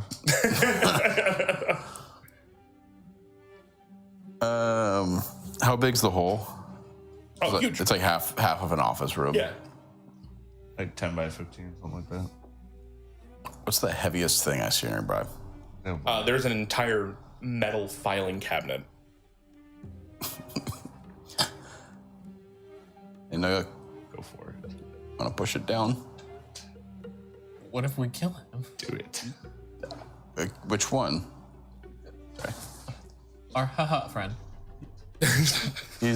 We heard him fall twice, and he shot his flare and it disappeared. Do it. Hey, buddy! No, you're warning the other guy. Do it. Well, I mean, he doesn't know he's coming down yet. Hey, buddy! You there? I yell down the shaft. Yeah. I'm here. How close does it sound? It sounds like it's getting further and further away, but it sounds too close. Take a shot.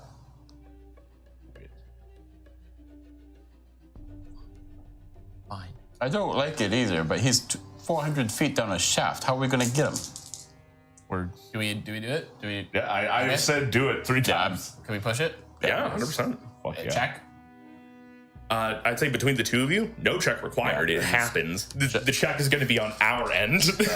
Yeah, I'm shoving it down, trying to do the side that he climbed down. On that side.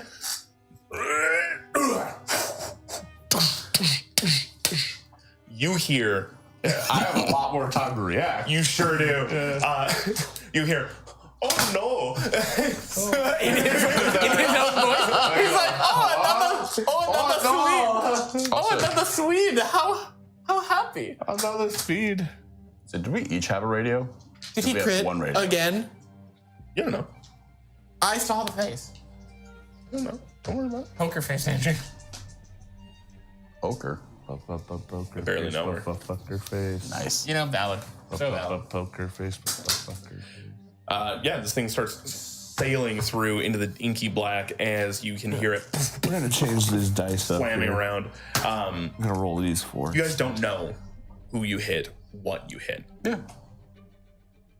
That being said, a few moments later, hey Gustav, This me. you gonna make me a body reaction check as a massive metal filing cabinet starts sailing its way through. 3 successes. I don't say that is enough. I put it at 2. Yeah. 2 4s and a 6. Beautiful, you got it. As it comes by you going at mock fuck, this thing is, to call it a filing cabinet anymore is too nice of a word, as it has been bented and shrunken in further and further. It is essentially a metal bowling ball or boulder sailing through the air. It's not a bowling ball. It's a boulder. Are the files starting to like come out? And We were actually aiming for the paper cuts. But as you guys look down, wondering what happened to your friend, what happened to whatever creature that may have been, we're going to go ahead and take an early break. early break. Oh wow, we have been playing for a minute already. That moved really fast. I think we started a little afternoon, right? Yeah, we Yeah, did. like 12:30. 20, 15, Yeah. something like Just a teensy bit, though. So we'll be back here in a little bit. We love you. See you soon. Big rips. I'm hitting the transition button and it's not transitioning. I'm still waving. Uh-oh, guys.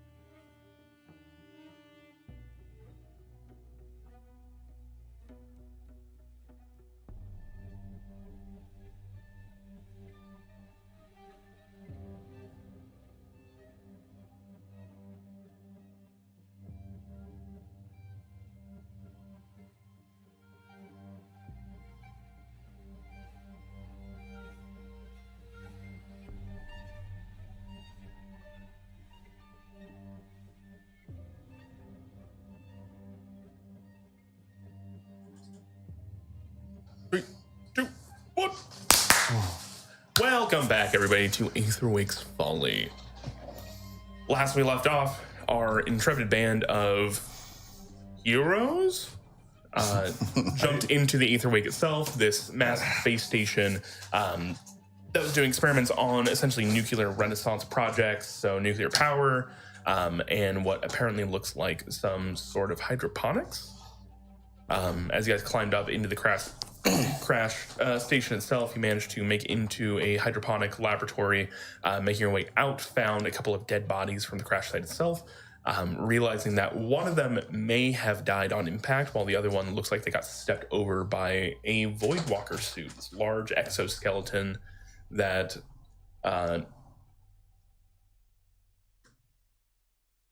say Antoine so bad, but it's wrong. Antoni!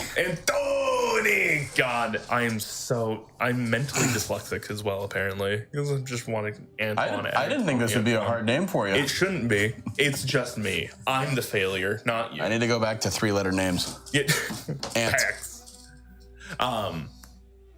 A Voidwalker suit that Antony apparently knows a little bit about, as he was able to look after it. You guys then heard a voice looking for help inside one of the quadrant office rooms.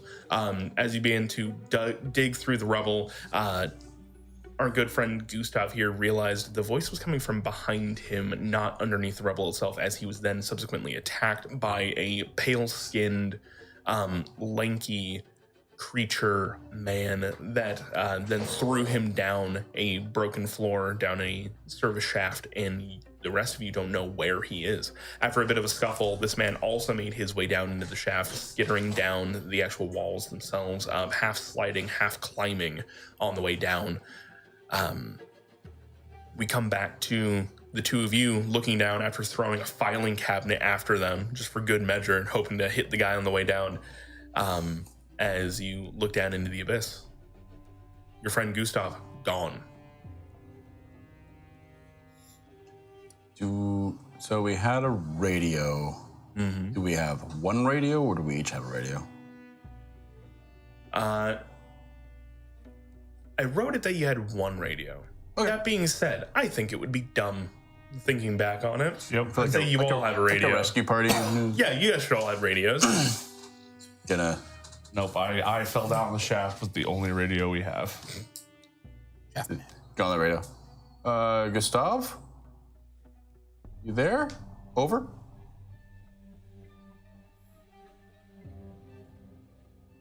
Am I there? I don't know. Are you there? No. I don't know, Andrew. Am I there?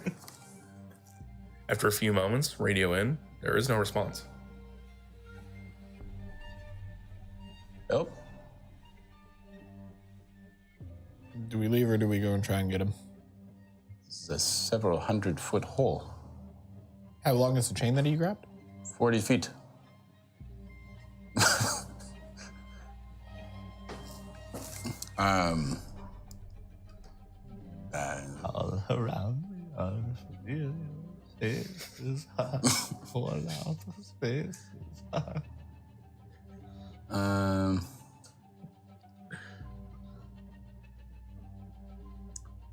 back in the...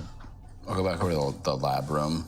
Sure. Are there any like maps on the wall showing floor plans or like escape routes if fires were to occur, where to go for the safe chambers? Sure. Looking around, you don't actually wind up having to go all the way to the hydroponic lab itself, just kind of in this like shared working space. But as you look around, you see there are a few posters here. One has a face of a man that looks familiar to you, that looks like Alexei Chechnik. That's a man that you knew beforehand, who has a large X spray painted across his face. There are a few more like bits of writing underneath his face that say voided, and so it's void in parentheses and then ED. Under his name? Yeah. He has ED? Huh?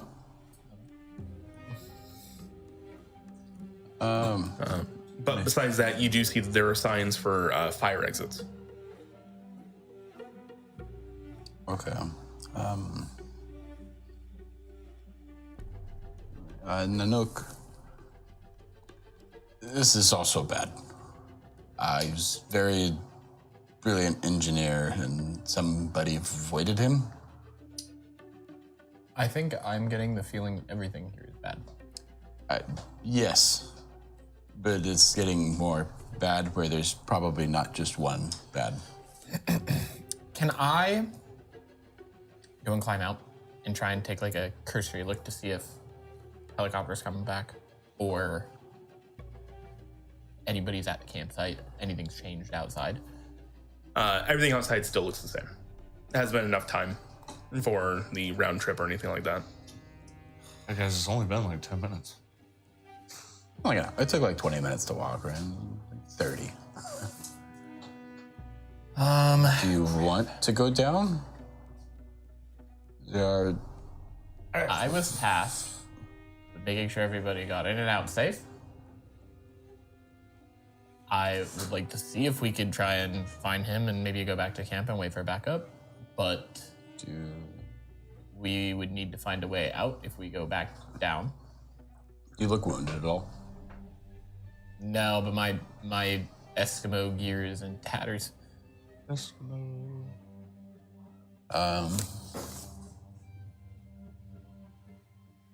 Well, we can look around here and see if we can do you want to go down the hole or do you want to try to find stairs? I guess we can try and find stairs first before... I don't want to just jump. Yeah. We don't know if we hit that other thing. That is fair. Okay.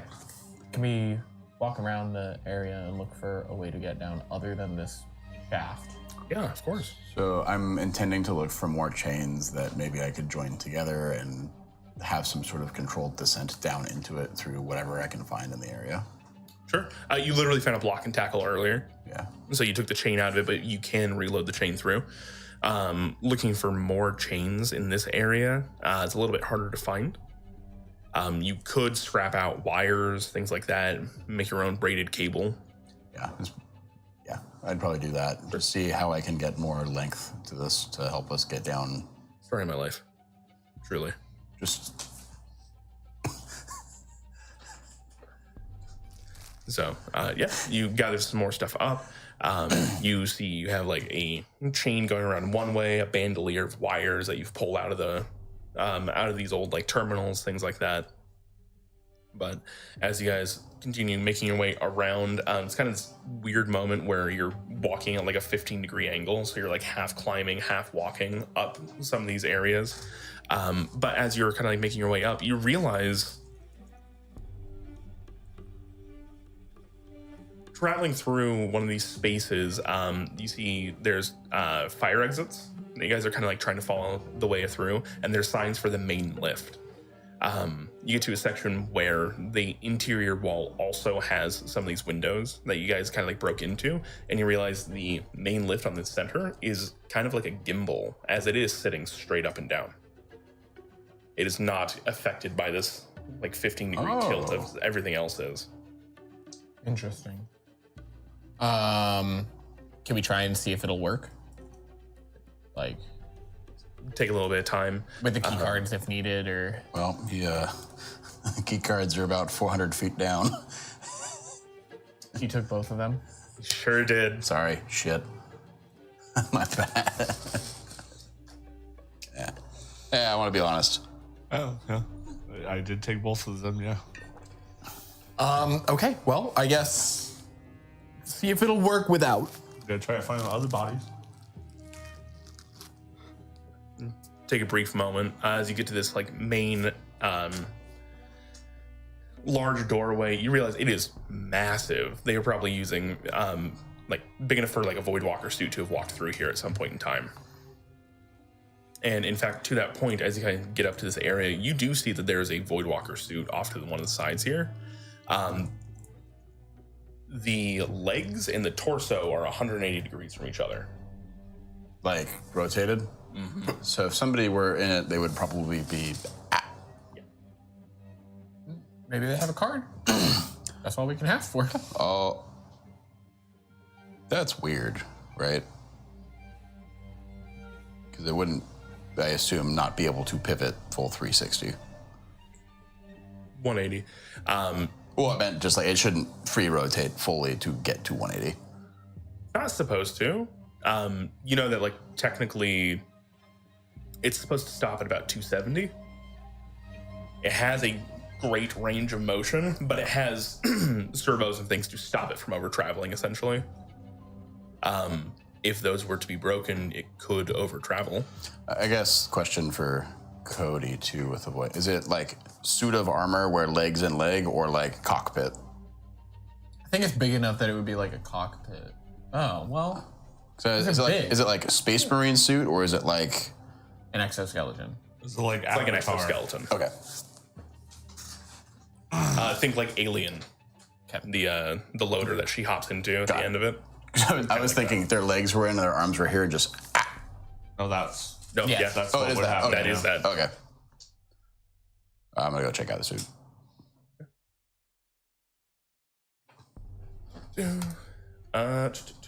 Give me a second. Pulling up stat blocks? No. We're cooked? He would never do that. We're literally cooked? Okay. As you walk up to this thing, you see that it is painted a like beautiful blue and white. It looks like it had one point in time been very well taken care of, as it has a symbol that just says Voidwalker on the side of it, almost like a badge, kind of similar to like the Children of Soul, except this one has been kind of like welded and emblazoned into the side of it. Down below it has a name. You're assuming the name is probably to the suit itself. That's just called the Regal, R-I-G-E-L. Looking over it, it is 180 degrees around from itself. And you can see that there's a mix of what you would assume is like heavy hydraulic fluids and blood that are coming out of the ports here. Think he's fine? I think we found a key card. Would there be externally any like emergency release? Yes. Broke my back. Final.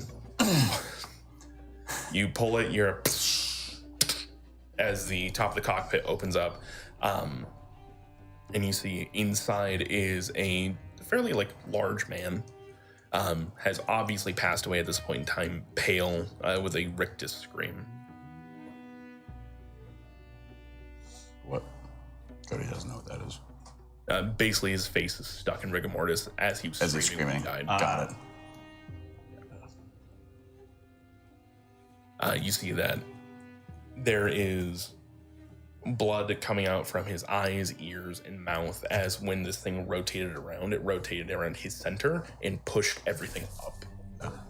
Yeah, he exploded out the face. Yeah, you see that like his stomach and the contents of it have been pushed up into his chest cavity, as it is actually starting to bulge out, as the rib cage can't actually contain well enough the rest of it. Disgusting, Andrew. If I could, please, from the two of you, go ahead and get some instinct reaction checks. Or is this gonna stress you out? 1 success, 2 ones. That is a crit fail. Yep, sure is. One success. One success. All right, both of you are going to take a stress.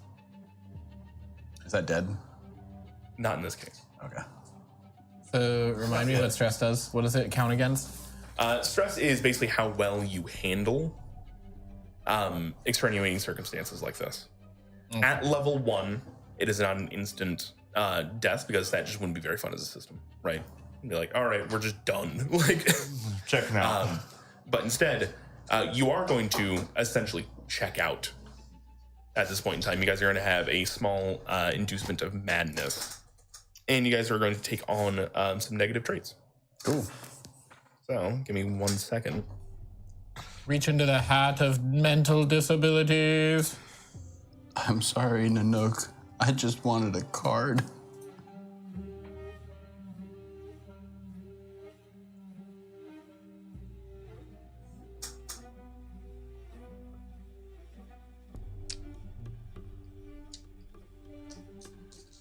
Oh no, it's a wild magic table.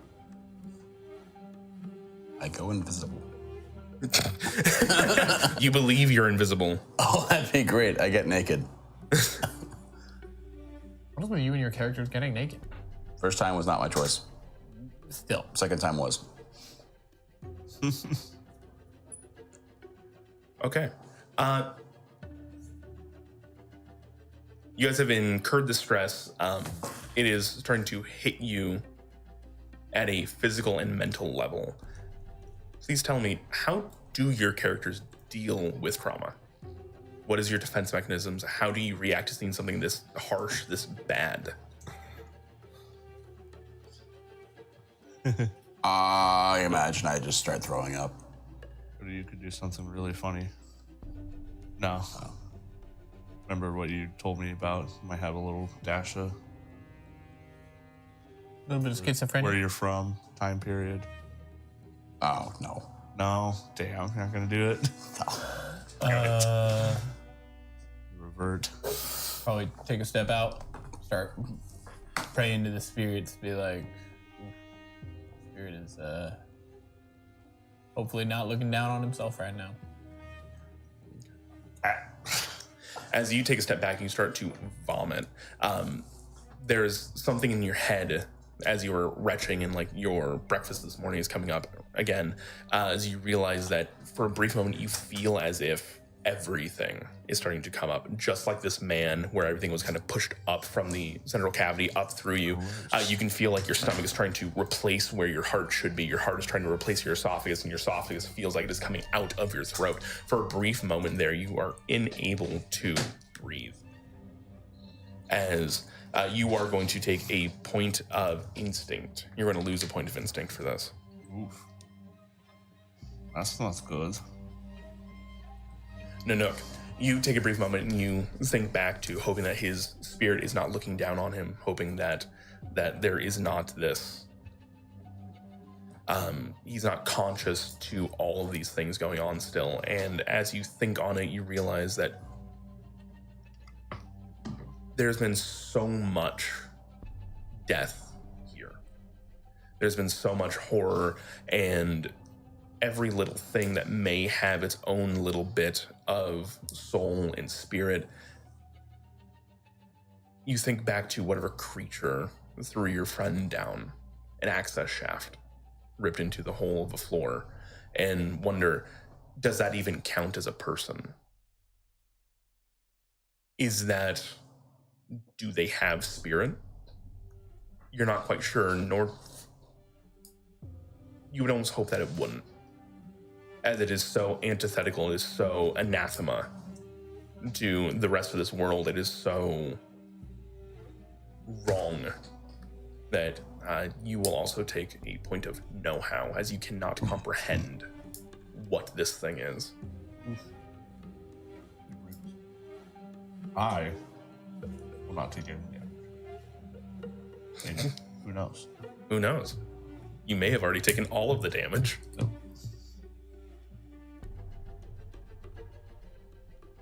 All right. Did we find a key card though? Can I say, when I don't know how long this Fishing. takes to clear out my stomach. I would just kind of try to push through it somehow and see if there's a visible key card. on the torso. Yeah.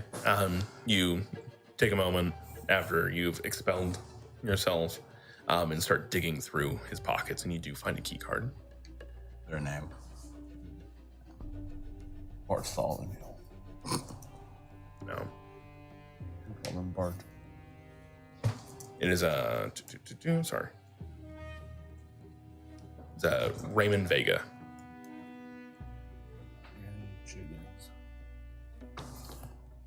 Well, I don't know if I want to open any more that are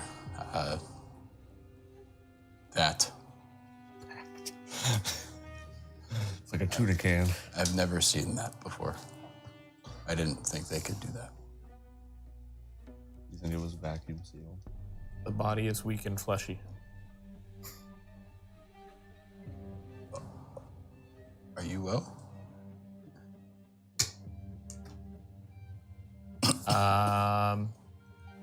I guess he wasn't who. To be fair, a giant spaceship crashed into the Earth. Didn't really know what to expect. Can I'm gonna try to. So I'm gonna shut the cockpit to not have to. Look at that. Yeah. Is there anything on the outside of it that might help show when it happened or how it happened? The rotation. Yeah. Go and give me a know-how check. You don't want to get in the suit? Yes. You can go and use clinical insight as you know a bit about these. Yep. 2 successes, 2 ones. Yeah. You take a brief moment. You look this thing over as this looks like foul play.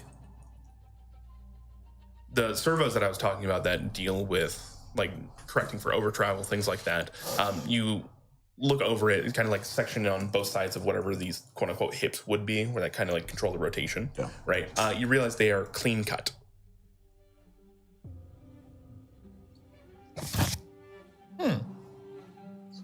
Sabotage. I think it was our friend down there. He's the only one alive so far. Yes. Your guess is as good as mine, but I don't. He was naked. He wouldn't be able to cut through it unless he found tools and got rid of them to try to kill us. There might be more. How did he survive?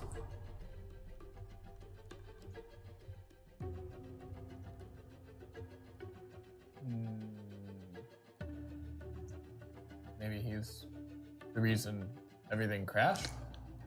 One man? Or a thing? It might be. I mean, it's causing a lot of mayhem now.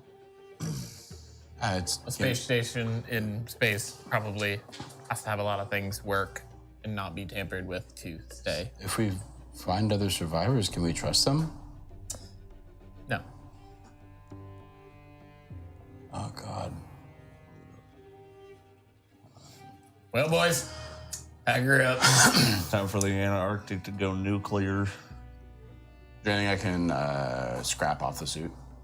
Yeah, you actually find a pneumatic canister, as these things work to do things exactly like what you're looking for. Like they rivet large metal panels, things like that together. They have pneumatic claws that kind of like grab onto things and stop them. So he actually has a large pneumatic canister. This is going to count towards your bulk. This is not considered scrap. It is a full component. So you're going to have to drag it around with you.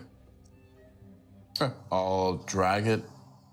Is this in the congregate room still? Or is this on another side room? I'm sorry, what? Is this in the room that after the plant room? Or is this an additional? This is an additional way. You guys found the main lift that you were looking for. And this was right next to it. I'll drag this in front of the main lift door then. And I'll just keep note that it's nearby. Do you want to try to go down? It's either out or down. What do you want? To that point, you guys actually see that they're on the lift doors next to you. There is up to the command deck and down to community rooms. Take communion rooms. Community Community rooms. rooms. Okay. Community rooms it is for now. Okay. I mean, we could try and go up to the command room. I don't know what would be up there. I'd like to know. we- Would have no idea. Want to hope that our friend's alive? Thanks, Jeremy. I mean, Or do we want to check if our friend's alive? I mean, yes. Okay. You sound so convinced that you want to make sure that I'm alive. Oh yeah. Oh, yeah. Down it is. Okay. I'll drag the. Actually, I'll leave it here. You walk up, use the key card. As you sign on to it, you see that it has his name on it, being Raymond Vega, but it also has a different sign. It does not have that Delta E. Instead, it looks like essentially a cogwheel that has some wings on either side with a V in the center for what you'd presume is for void walkers. No, it's Vendetta. Could be. But as you walk over, use his key card, you hear that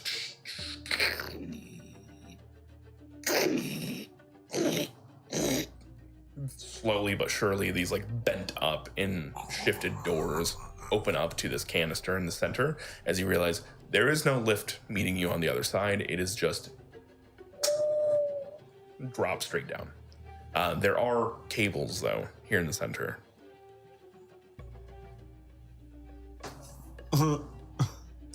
Maybe it is a good time to go back.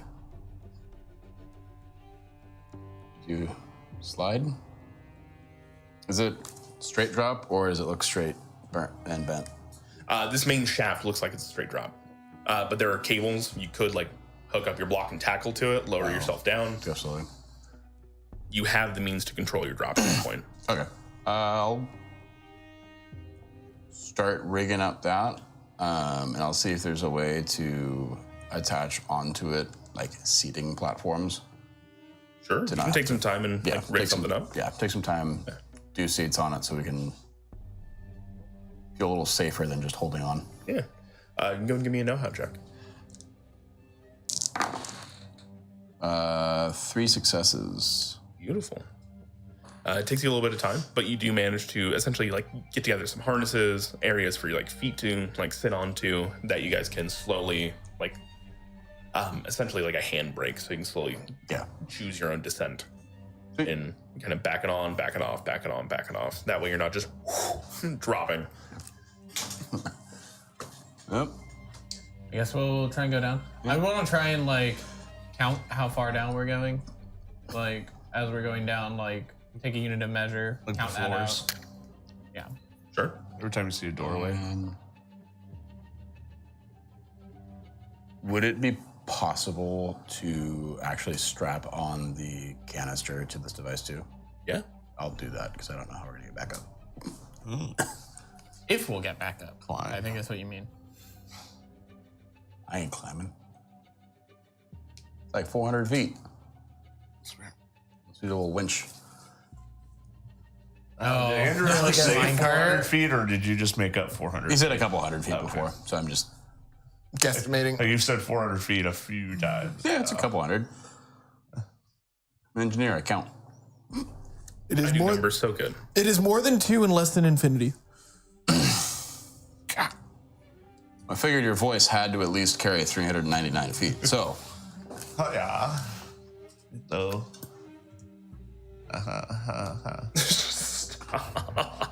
You've watched Ghostbusters too, right? No. Oh. Like the old ones, you haven't? Then you don't know which character I'm trying to be. Damn it. No, not at all. I have no idea what you're doing. No, there's a voice that you've seen Ghostbusters too, right, Jeremy? Not in a long time. Do you remember the guy who ran the museum? No, I don't. Damn.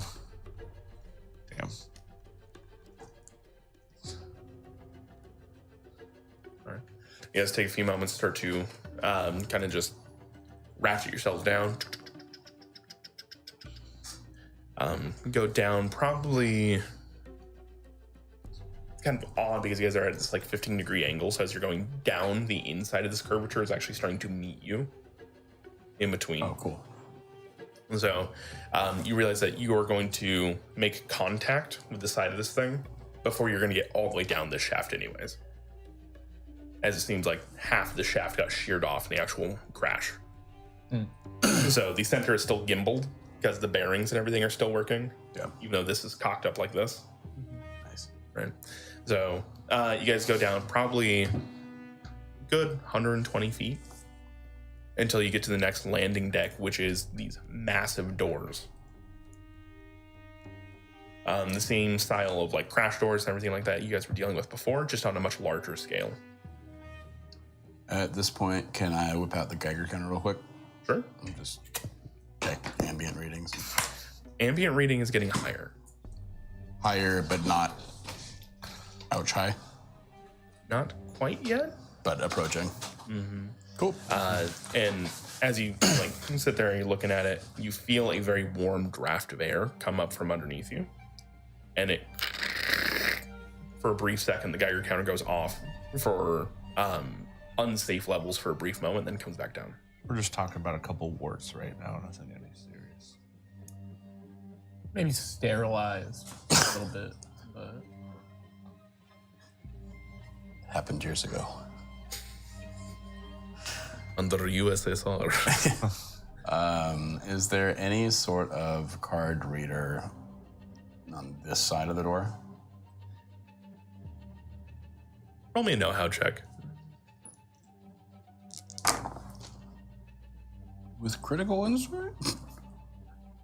I have one success. Huh? Not for this. Probably not for this. Yeah, Not critical insight. Yeah. One success. Does not appear to be any reader on this side of the door. You get the idea that there's supposed to be a lift that connects to, And that's where it accesses it from. so you guys could connect from the outside, but you can't connect from the inside now that there's no interface. Can I look to see if there are like mechanical switches or pressure panels, I guess, that the lift would trigger when it arrives to the floor to open it? Beautiful question. You see that there are essentially large brakes that are supposed to stop and clamp down on whatever this lift is to make sure it doesn't fall, right? So you have the ability to come in and out. And then looking at that, guessing where it should line up here, you can see that there are actuators that if you can manage to push them in would simulate like the lift had stopped. You want to help close these? how just like a strength thing? You have something else? We'll I came prepared for do the job. weather and the outdoors. You lost your strong guy. Yeah, I can assist with body. If you wanted to add, would it be our own checks or assisting? Well, so are we able to walk on the ground at this point, or are we still having to be suspended? You are still currently suspended. Okay. That being said, you do have a rivet gun and you have a pneumatic tank. True. You could jerry rig something. I know you don't have the ability jerry rig, Yeah. but you could. Okay, so I would attempt from other supplies I collected before. Sure. Try to connect the tank up to the rivet gun to get the high-powered. Pneumatics. Yeah. Yeah. High-powered bang. Cool. You got that. I'll go ahead and call it a know-how check for you. And you're basically just trying to assist, helping him get into position, move things around. All right. That'd be body. I'll even take instinct as you guys are trying to like figure out what to do while hanging up in the middle of this weird climbing gear. 4. 1.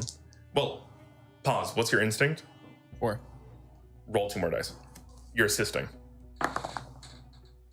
6. 6 total. Beautiful. You guys, it is loud, but you do.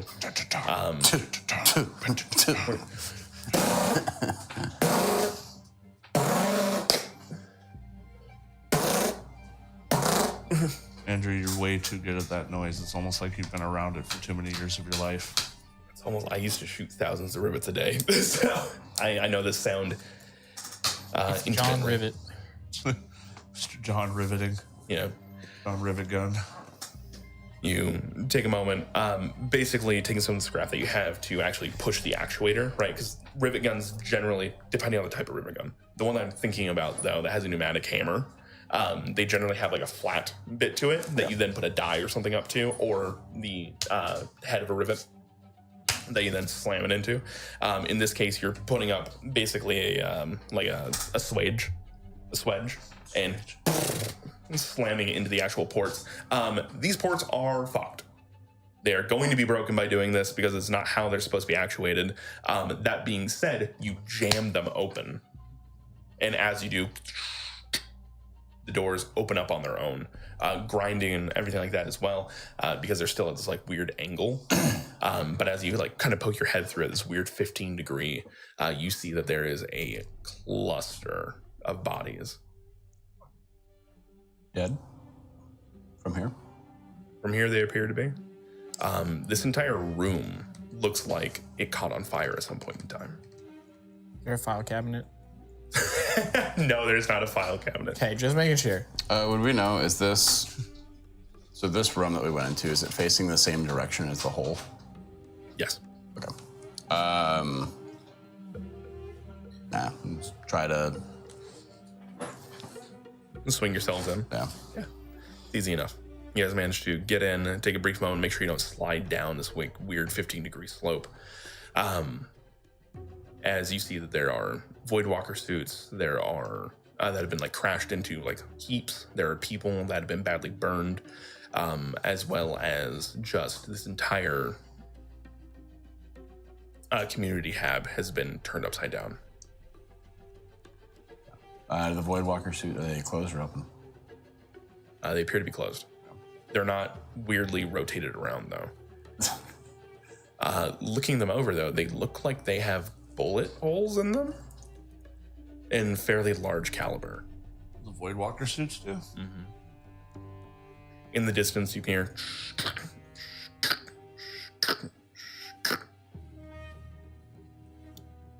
Do Voidwalkers have guns? Not normally, as far as you can remember. Yeah.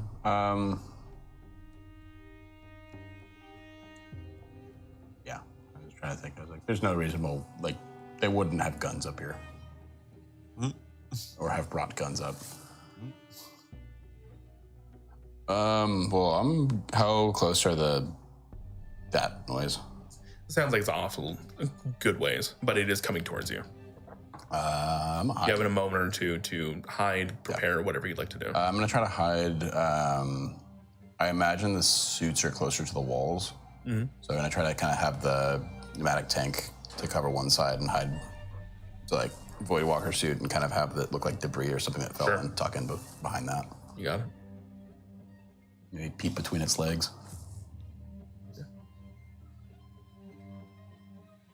If you're trying to hide to not be seen, that is going to be a body check. If you're trying to hide and act dead, that will be a presence check. Dead. Like that would be more. I wanted to do that until I heard presence. Well, it would be about the same as body for you, so. No. You've taken body, haven't you? Oh, actually, Armor. I took no how. No. I took 2 damage from light armor. It makes you feel better. They are the same for me.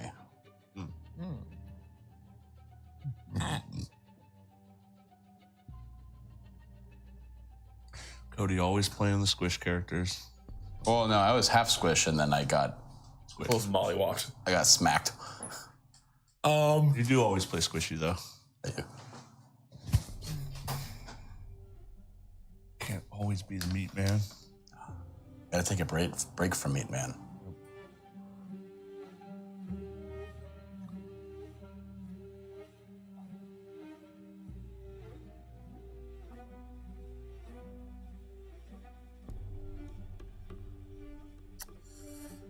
Oh man. So for Hunter, tracking, like, could I use this to kind of determine where this thing is going and like the path that it's going to take to try and use that to my advantage to not be anywhere near where it's going to go?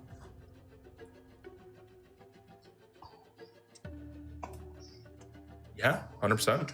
If you want to make your stealth check with instinct, you can. Okay. Yeah. These are narrative things more than anything. 3. 3, beautiful. Those were just 2 ideas I pitched. If you have anything else you want to pitch me, feel free.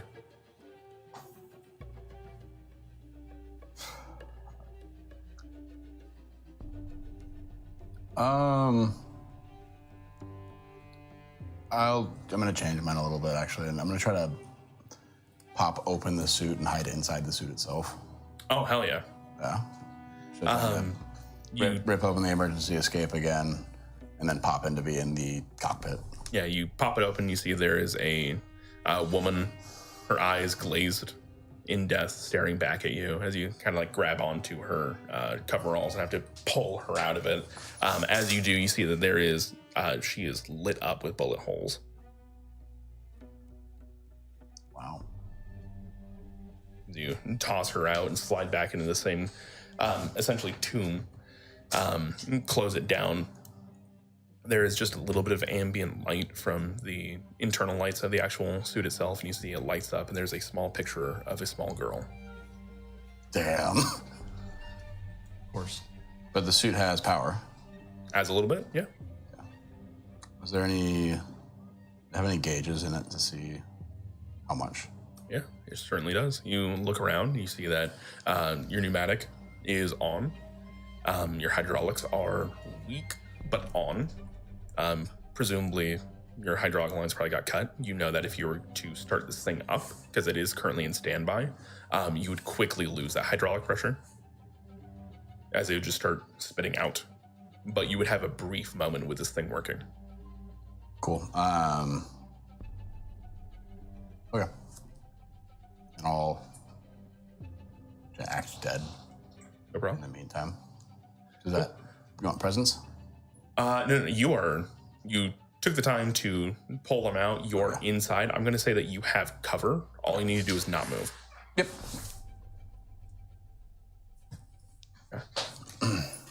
You do not see this because of how the suit itself is positioned. You feel and hear. You see from your vantage spot, right? You take a look around you and realize this looks like it was a cafeteria. Most of the spaces here are made for normal human-sized day-to-day operations, right? There is like tables, there are chairs. Back behind the wall, there is like the actual like lunchroom itself, you know, where you get trays, et cetera, and double doors that make it through there. That being said, the main corridor moving its way through here is designed for large structures and creatures and things like that to move through. Creatures is the wrong word, automata in this case, because we're talking about Voidwalker suits, right? So the only way for this thing to be coming, assuming with how big and heavy it sounds like, is from this main corridor. So you take a moment, go hide probably like behind the actual lunch bar itself, and you have your head kind of poking up and over so you can look through the glass as you see the rest of these things around you. You've never seen a Voidwalker suit until just now, right? Until you've just been on here. They have obvious like bits of personality. They have the ones that you see here all have essentially like their own paint jobs and stuff like that. They all have titles and names that are associated with them. Right, things like that. The one that is coming looks to be bare metal and is designed differently than the others. It has 4 legs instead of 2. And it has what looks like a retrofitted cannon on one arm, kind of like a Gatling gun. As one of its arms comes down, and then a massive pneumatic claw on the other one. You do realize, though, that this thing has a kind of like CRT display on the outside that looks like a mockery of a face. As the thing stops in the center of this room, the entire torso of it actually rotates 360 degrees. What was your stealth check again? 4? Something like that? 3.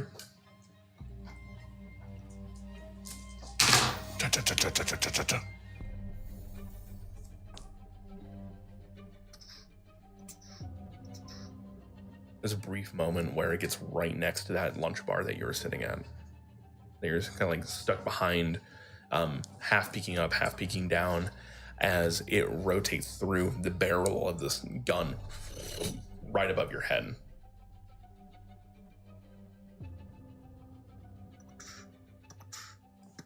As it continues on.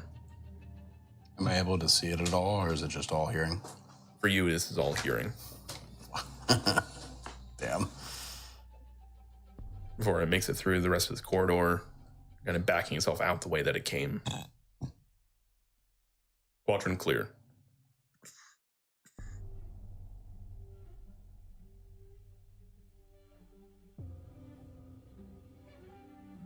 Well, I think they have guns. You think? So I hear the footsteps leave. Mm-hmm. I'll open back up, hop out, and try to look for Nanook. Nanook, from your vantage point, you see your buddy hop out of one of these Voidwalker suits.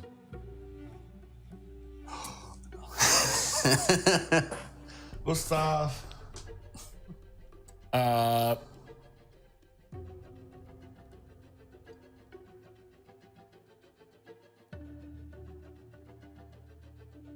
Does he have the canister with him? Yeah. Oh, okay. Then I would probably be fine with it. I'd go and meet him. There's another Voidwalker suit. There's a couple down here. I'm gonna try to open up a couple and see if any of them do have active hydraulic with power, or if they're all kind of fried. They're all pretty fried and shot up. The one that you got into was the best looking one of them. Many of them have those CRT TV fronts. They do not. What did you see? It had a face. What had a face? Big robot. Like these? No, the one that walked by. No, It had a but gun. it looked. It had a big, It had a gun? I think. Why?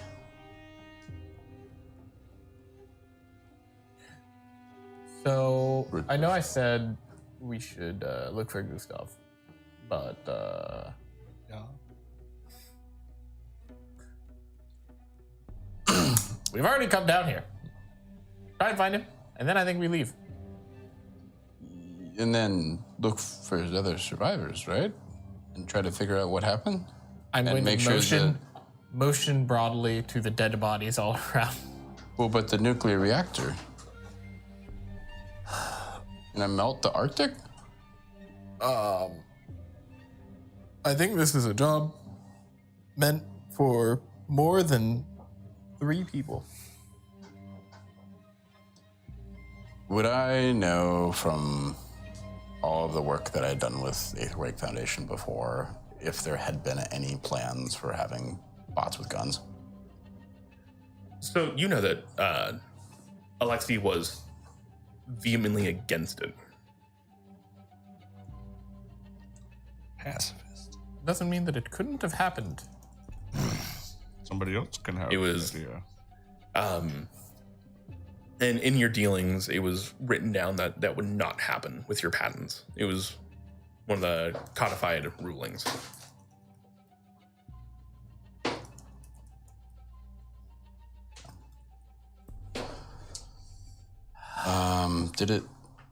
The bot that come through, did it look finished as well as these ones, or did somebody build it themselves?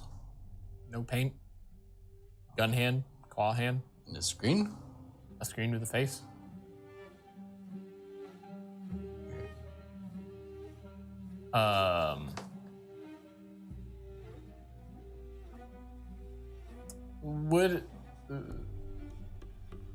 Would I read the thing you sent me before? It mentioned, and again, not sure if this changed at all, but it mentioned I was supposed to take care of a person named 2ED. Do I know who that person is? Is it? No. It's Gustav. It's because Well, I'm out of here. See you later. Does Gustav needs help? Yes. Oh, that was a deep one. That was needed. I used you as inspiration the other day. I went like slow, and I was like, hold on. I was like, oh. It works. It worked not as well, but it worked. Admittedly, we do have a missing person here. There was supposed to be a fourth person in the scene. Oh. So, some of the context for that might change. You do know that there was the lead scientist for what they call Project Icarus, which was the nuclear reactor that they used on board. How fitting of a name. Was Professor Lindell. Too close to the sun. So you should be trying to find Professor Lindell, and if they have survived, they should be able to help you with the reactor cascading. Who else was supposed to be playing? Don't worry about it. So I need to find a Professor Lindell. If they're here, figure out if they're dead, if they're alive, because they're probably the only one that can help us with stopping the nuclear fallout. Yes. And Gustav. We're going to flood the world. I'm gonna.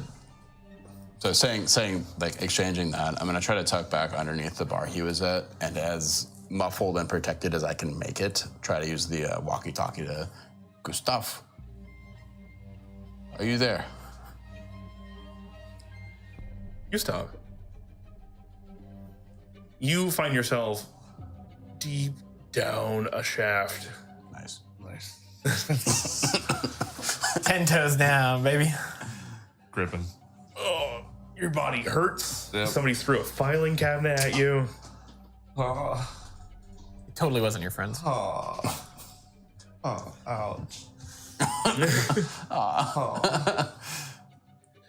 See. Barely audible and crackling in this cold water that you found yourself falling into. You hear stuff. I'll look for it. The walkie-talkie. Walkie-talkie's on your chest. Is Gustav here? You're back? Holy shit, he's alive. How do we know? It's him. He just told me. It's his voice. What if the thing went down there and took his walkie-talkie? Hello? Is anybody there? Is Gustav? Sorry, I'm just laughing at the voice. Hello. Hello? I thought I had small bit of hope. Gustav, can you tell me something that only Gustav would know? Over. Gustav doesn't know much. Over. It's Gustav. I see with us. Strong. He got I put. bet He there's got, probably put. He got pushed. Probably some smarter people that are also brolic. No, they were all up here. Hello? Hello. Gustav. We are around. Where? We in the ship. It's cold. This. He's dying. Okay. We should just leave. I can't feel my legs. He's crippled. I mean, that's because I'm in cold water and I need to get out, but... Have you tried standing up out of I the cold just water? woke up. Well, yeah, You get mean- up. Oh, Morning. Ding ding. oh, that's better. Can you see? Is there light? It is pitch dark in here. No, Do you have a lighter or a cigarette? Gustav, don't smoke. You're European. That's so believable. Where are your smokes, Gustav? He is the mimic. He is the mimic. We have to kill him. Do I still have any of my flares? Oh, yeah. Yeah, everything that was on your person, I'll crack except it. for your axe. Yeah, I'll crack a flare. Get my bearings. Can you see anything? I'm looking. You look around and looking up that essentially this access shaft that you kind of like fell down into, took a few turns. But as you're kind of like getting your bearings here, you Water is slowly but surely making its way up. This is Arctic cold. You have fallen quite a ways down. But you do find that there is a set of ladders. It's because of the way this thing is crashed, it's at a like odd angle for you, so you're gonna have to climb like salmon ladders like to the side. Why can't he just be on top of it? Right? If it's like angled, can't he be on the other side and crawl up it? No. Not if it's attached to the wall. Never mind.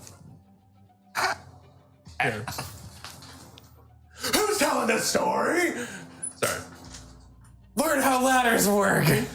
They're an enigma. They have two sides. No. So you'd have to like take a brief moment, but you do see a section that says the boot right next to it. I am A door. I am near the boot. Not that boot, just the boot. I'm going to climb and get there. Yes, go. Water rising, so hold water. Yeah, stays. I think I'm at the bottom. That makes sense.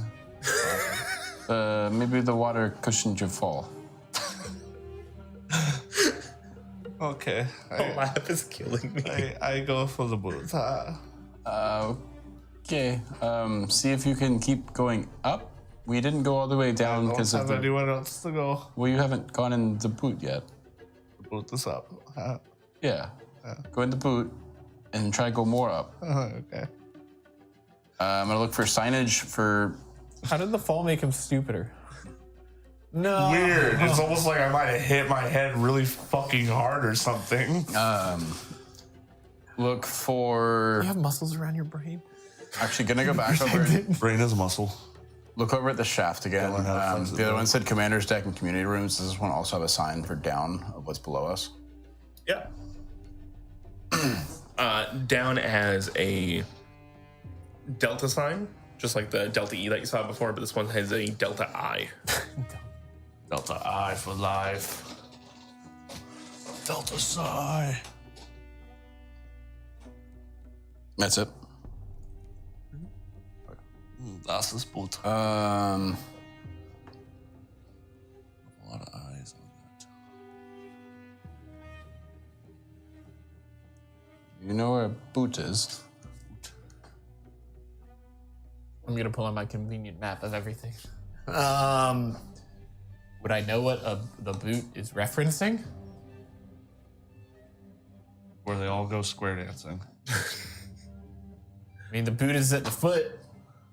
No, the Do boot, we have to go down more? the boot is on the foot. Well, when you're in the shaft, I had my Geiger counter down bad.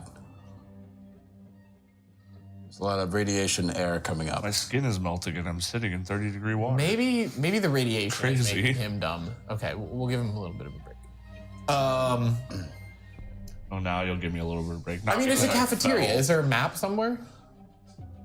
Because I fell 20 floors or something. You gotta remember, this place was designed for a community to live up here for 10 years. There's maps everywhere. Quite the opposite. They don't need maps. They designed it, they built it together. Like, it's a space station. Yes, it's large. You're not gonna get lost. If it is somewhere that you live, it's like needing a map to your own house. That is not to say that you couldn't find them. You might be able to go into a terminal, access things, stuff like that, pull maps up. You have a terminal that you just need to put back together, things like that. Are there screens here or monitors? Yeah.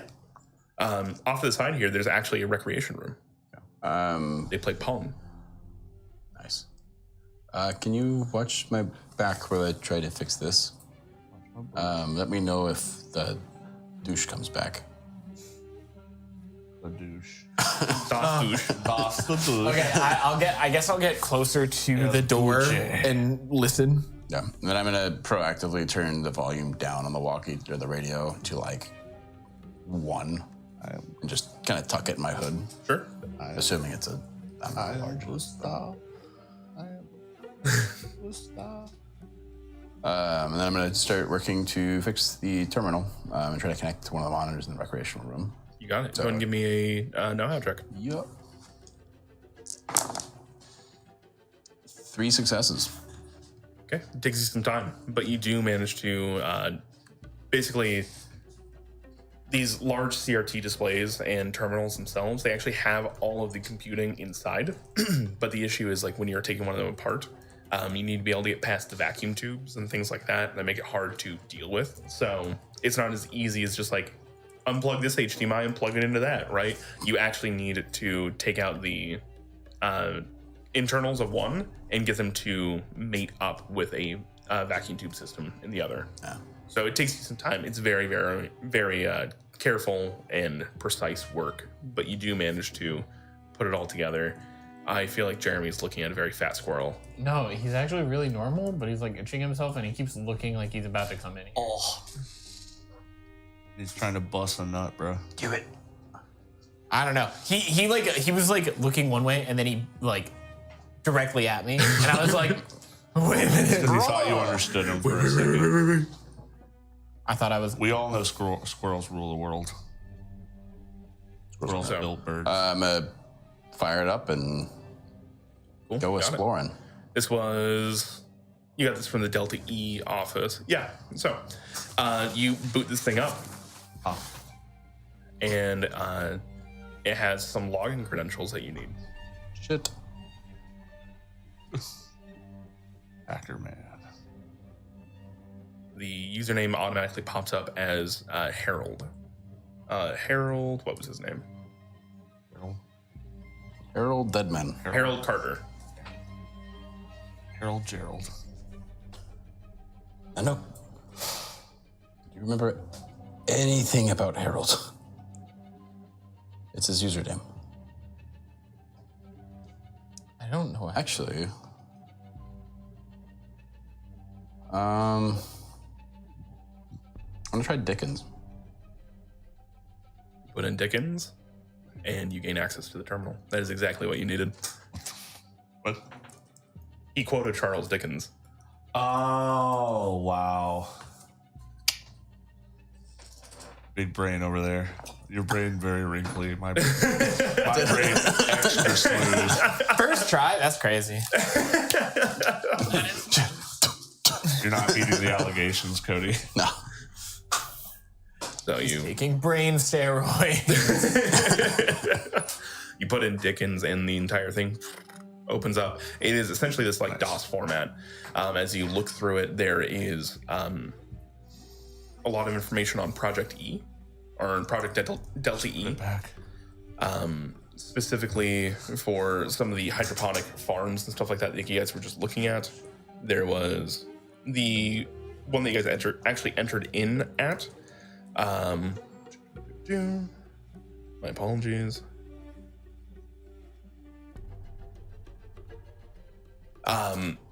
Basically what they were trying to do is that they were trying to use splicing DNA of volcanic snails into vine-like plants and things like that to try and make hardier plants that can survive in places that typically would not be able to, in places like the Arctic or maybe in this case extreme heat. They're CRISPRing it. Yeah, they're using CRISPR. CRISPR is scary, dude. It's very scary. What is it? Gene splicing. Oh, I mean, that's fucking whatever, right? In the logs, they have a Delta E project that was using that bit there. They're essentially, the goal was to make a nuke chem that would give you iron skin. Oh, that's Does it reference the name, the vial that I grabbed. the something Ferris? The thing that you translated for me was iron skin. Yeah. Vial. I was trying to see if it referenced that specific name. It does. Cool. It states that it's basically like a log of his that Harold's talking about his sister Elaine. That he's been working on essentially the horticulture of making something like this, and she's been working on synthesizing it down into a new chem. And he wasn't sure if she had actually do it. Something that she was supposed to have finished fairly recently, but he never got the update for. It was something that he was going to be looking into soon. Cutis for Ferre. Okay. But backing out of that, you do find there are other Nukem projects. There are some Nukem projects that allow people to like interface with electronics directly. And so there's reports of some Void Walkers taking these so they could interface with their Void Walking suits at a 1-to-1. They didn't actually need to make a mechanical input. It just knew what it wanted to do. There's other ones where they're people are trying to become more flame resistant. They're using bombardier beetles and things like that to create glands that once you take a Nukem rapidly grow, and then you can do things like hurl fire. There's a bunch of these things there. But you are looking for the boot, right? The boot and also any personal journal logs, if they would be on this machine and his login. As far as personal journal logs, you see that he has something talking about Heidi. He's concerned about Heidi and how much stress that she has put on her as Delta E continues on. He understands that she has to deal with a bunch of different things around the station, but that things are starting to slip in communication. He's also concerned that Haruto Ito, another scientist, has seemingly gone missing. What was the last name? Ito, ITO.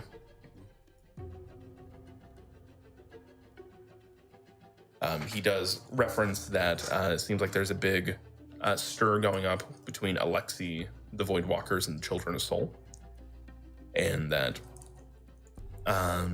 the Foundation itself is trying to keep things fairly hush-hush. He does not believe Alexei's claims against Heidi, and that he believes that the Nukems are completely safe.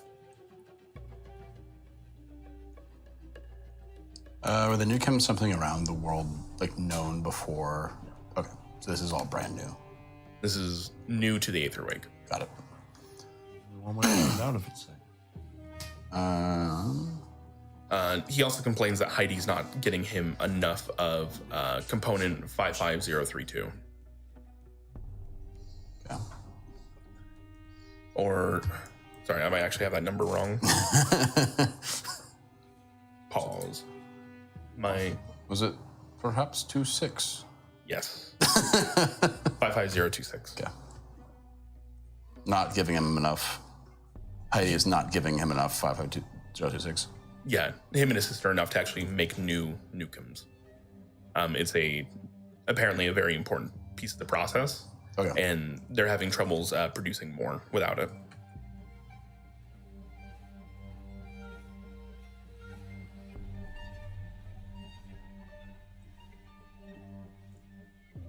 Cool. Sweet. I'm assuming that's it for that. The personal logs, yeah. Yep. Let's looking for maps or mentions of the boot. Okay. Looking for maps, you do find like a basic schematic of the Aetherwake itself. You have the command deck, beta deck, which is where all the testing, everything was like that was going on. The hab decks, which is where you guys are at currently. That's where people just lived, right? Where your rec rooms, quarters, things like that are. And then you have gamma deck, which is where the Void Walkers and most of the systems were. And below that, you have Project Icarus, which you know is the reactor. No mention of the boot. I just remembered something I forgot to tell you. Dr. Burton had a baby. Oh, congrats, Dr. Burton. We have the same doctor. So. Oh, cool. Nice. Kind of want to ask Gustav how his skin feels. I will stop. It's cold. Because we think that he's closer to the reactor. Well, he's further down than we are, but Do we really know that, though? that he's further down? Well, we went down. He said we went down 120 feet. Our voice will carry farther than 120 feet. Fucking guy over here. No, like really. No, we saw the flare shot up and did not shoot up far enough to get to us. And I did say that I am in fetid cold water that is rising. Okay, I forgot about the flare. Yeah, so we know he's at the bottom, which was below the surface that we entered on. Okay. But the shaft didn't go down any further, right? The shaft could go down further, but I got Nuki readings. I fell twice. I fell once and then slipped off my axe and fell again. Question: are Voidwalker suits radiation proof? They're supposed to be. Or at least resistant. Yeah, I guess technically nothing's proof. Yeah, Nothing can be radiation exempt, really, except for lead. You will not be a hot pocket inside of one within 5 seconds. Not immediately. Yeah.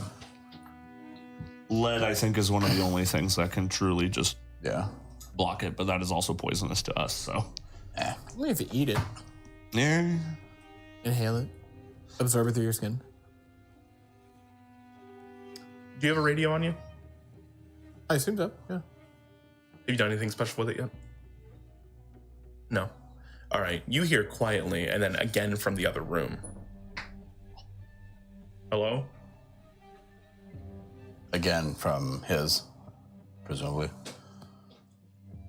Hello. This is. My name's Daedalus. I can hear things moving. Is there anybody here? Anybody up there?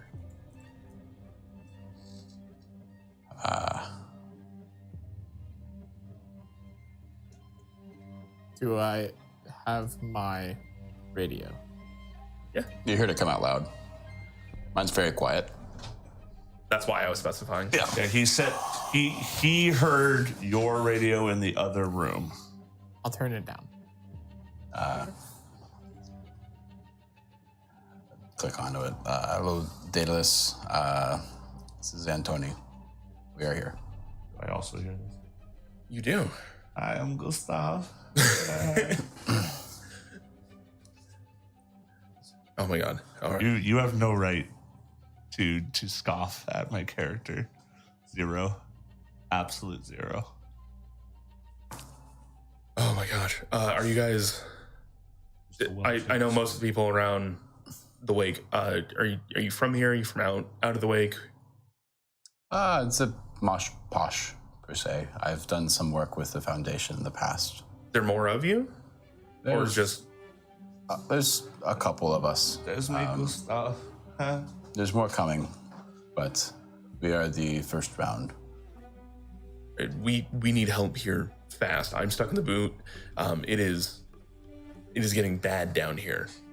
What's going on?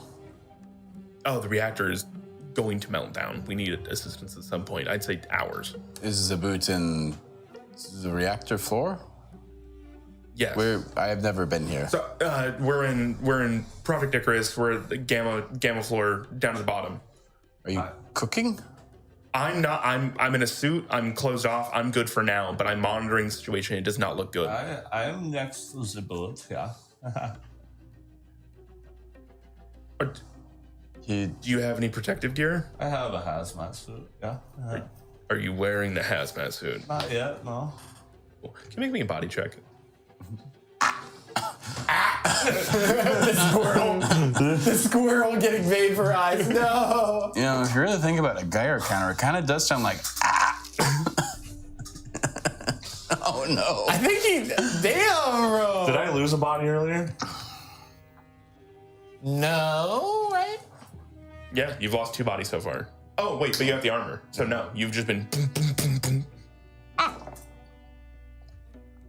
Not any better. 0. Okay, as you're just like, yeah, I have a hazmat suit. You say that, and Vomit some blood. Did I? yeah.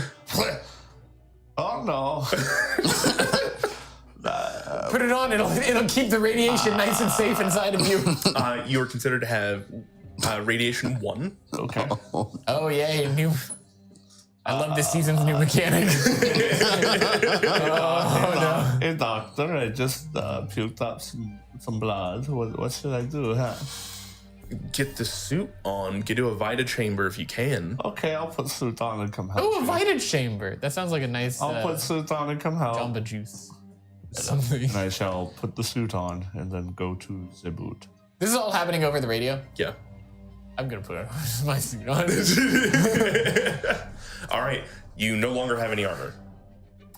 Oh You no, no I don't. longer have No, any I didn't have armor anyway. Oh, because it got It already mitigated got out. destroyed.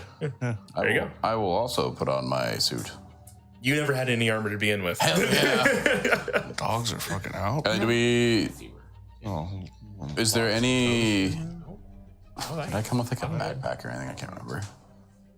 Andrew, I need an But adult. could I put my cold clothes in the bag that hazmat suit was in?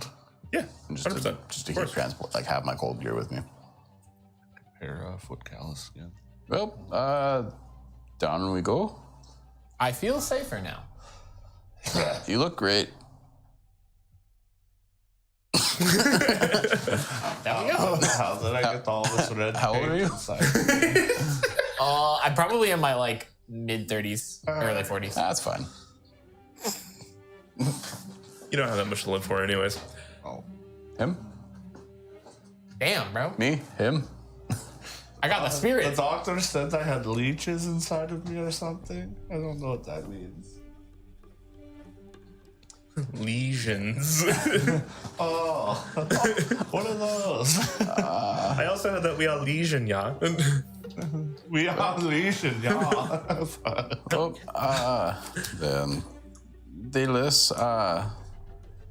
can you open up the door to the shaft if we come down?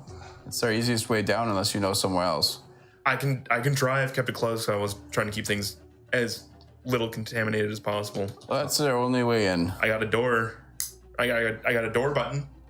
I can try. Okay, give it. Well, I'll tell you when, or I'll knock or something. Hey, doctor, what is this iron skin thing? Can I use it? Will that help me? Irons. This is the big needle.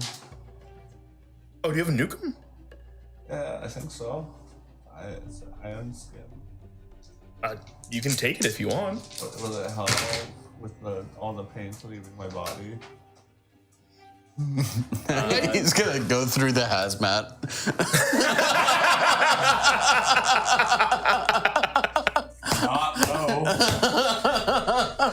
Oh no! Let's speedrun Gustav dying. We're halfway there. How many times can Gustav die in one episode?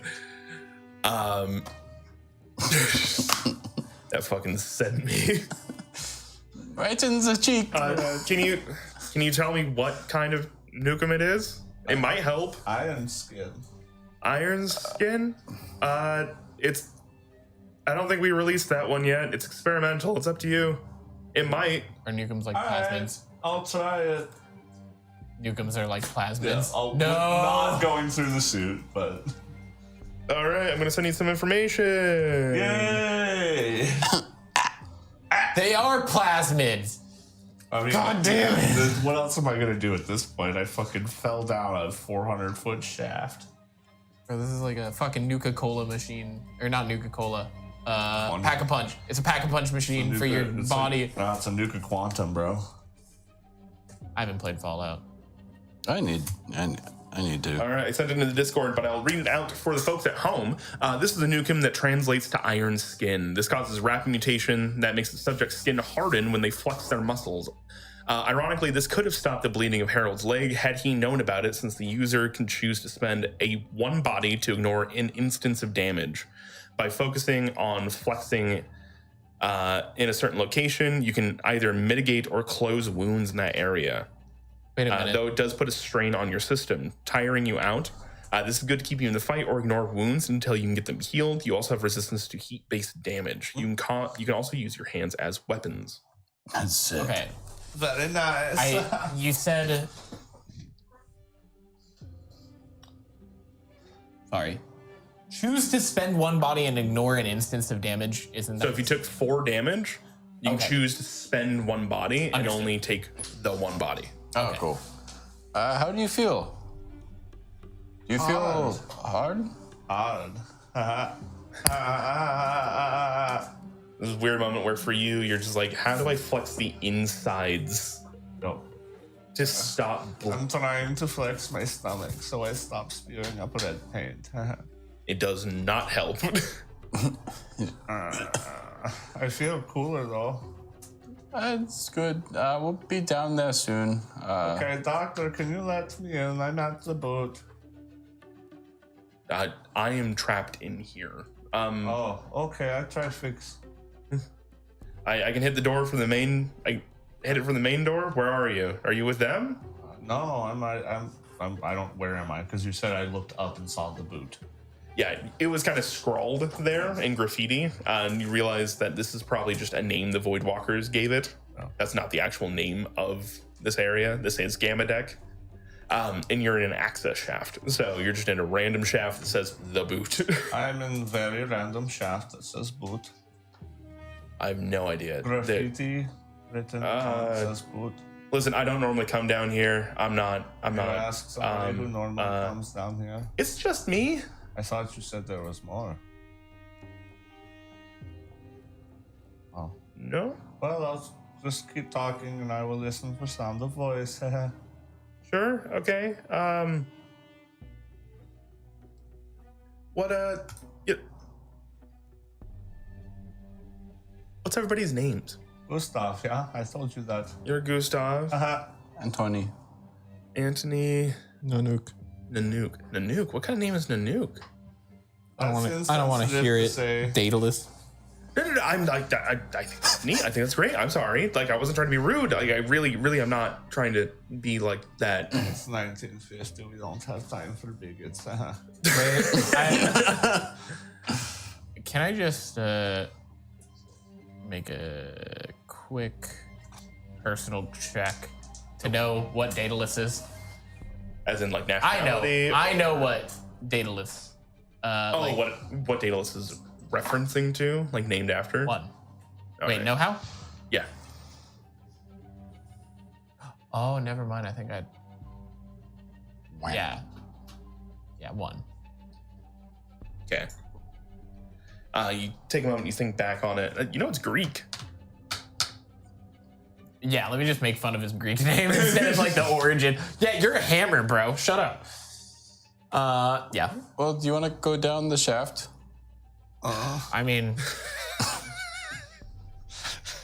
It's where our friend's at, and this other guy off radio. We don't really have any other path forward right now. 99 Gustavs on the wall. 99 Gustavs on the wall. You take one down, he vomits some blood. 98 Gustavs on the wall.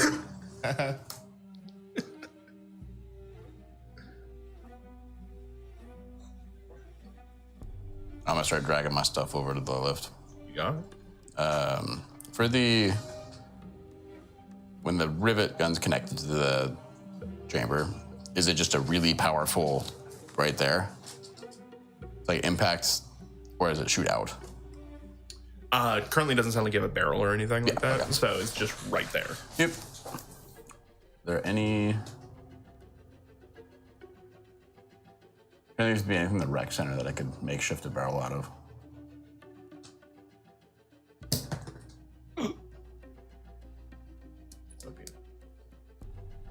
Pipes.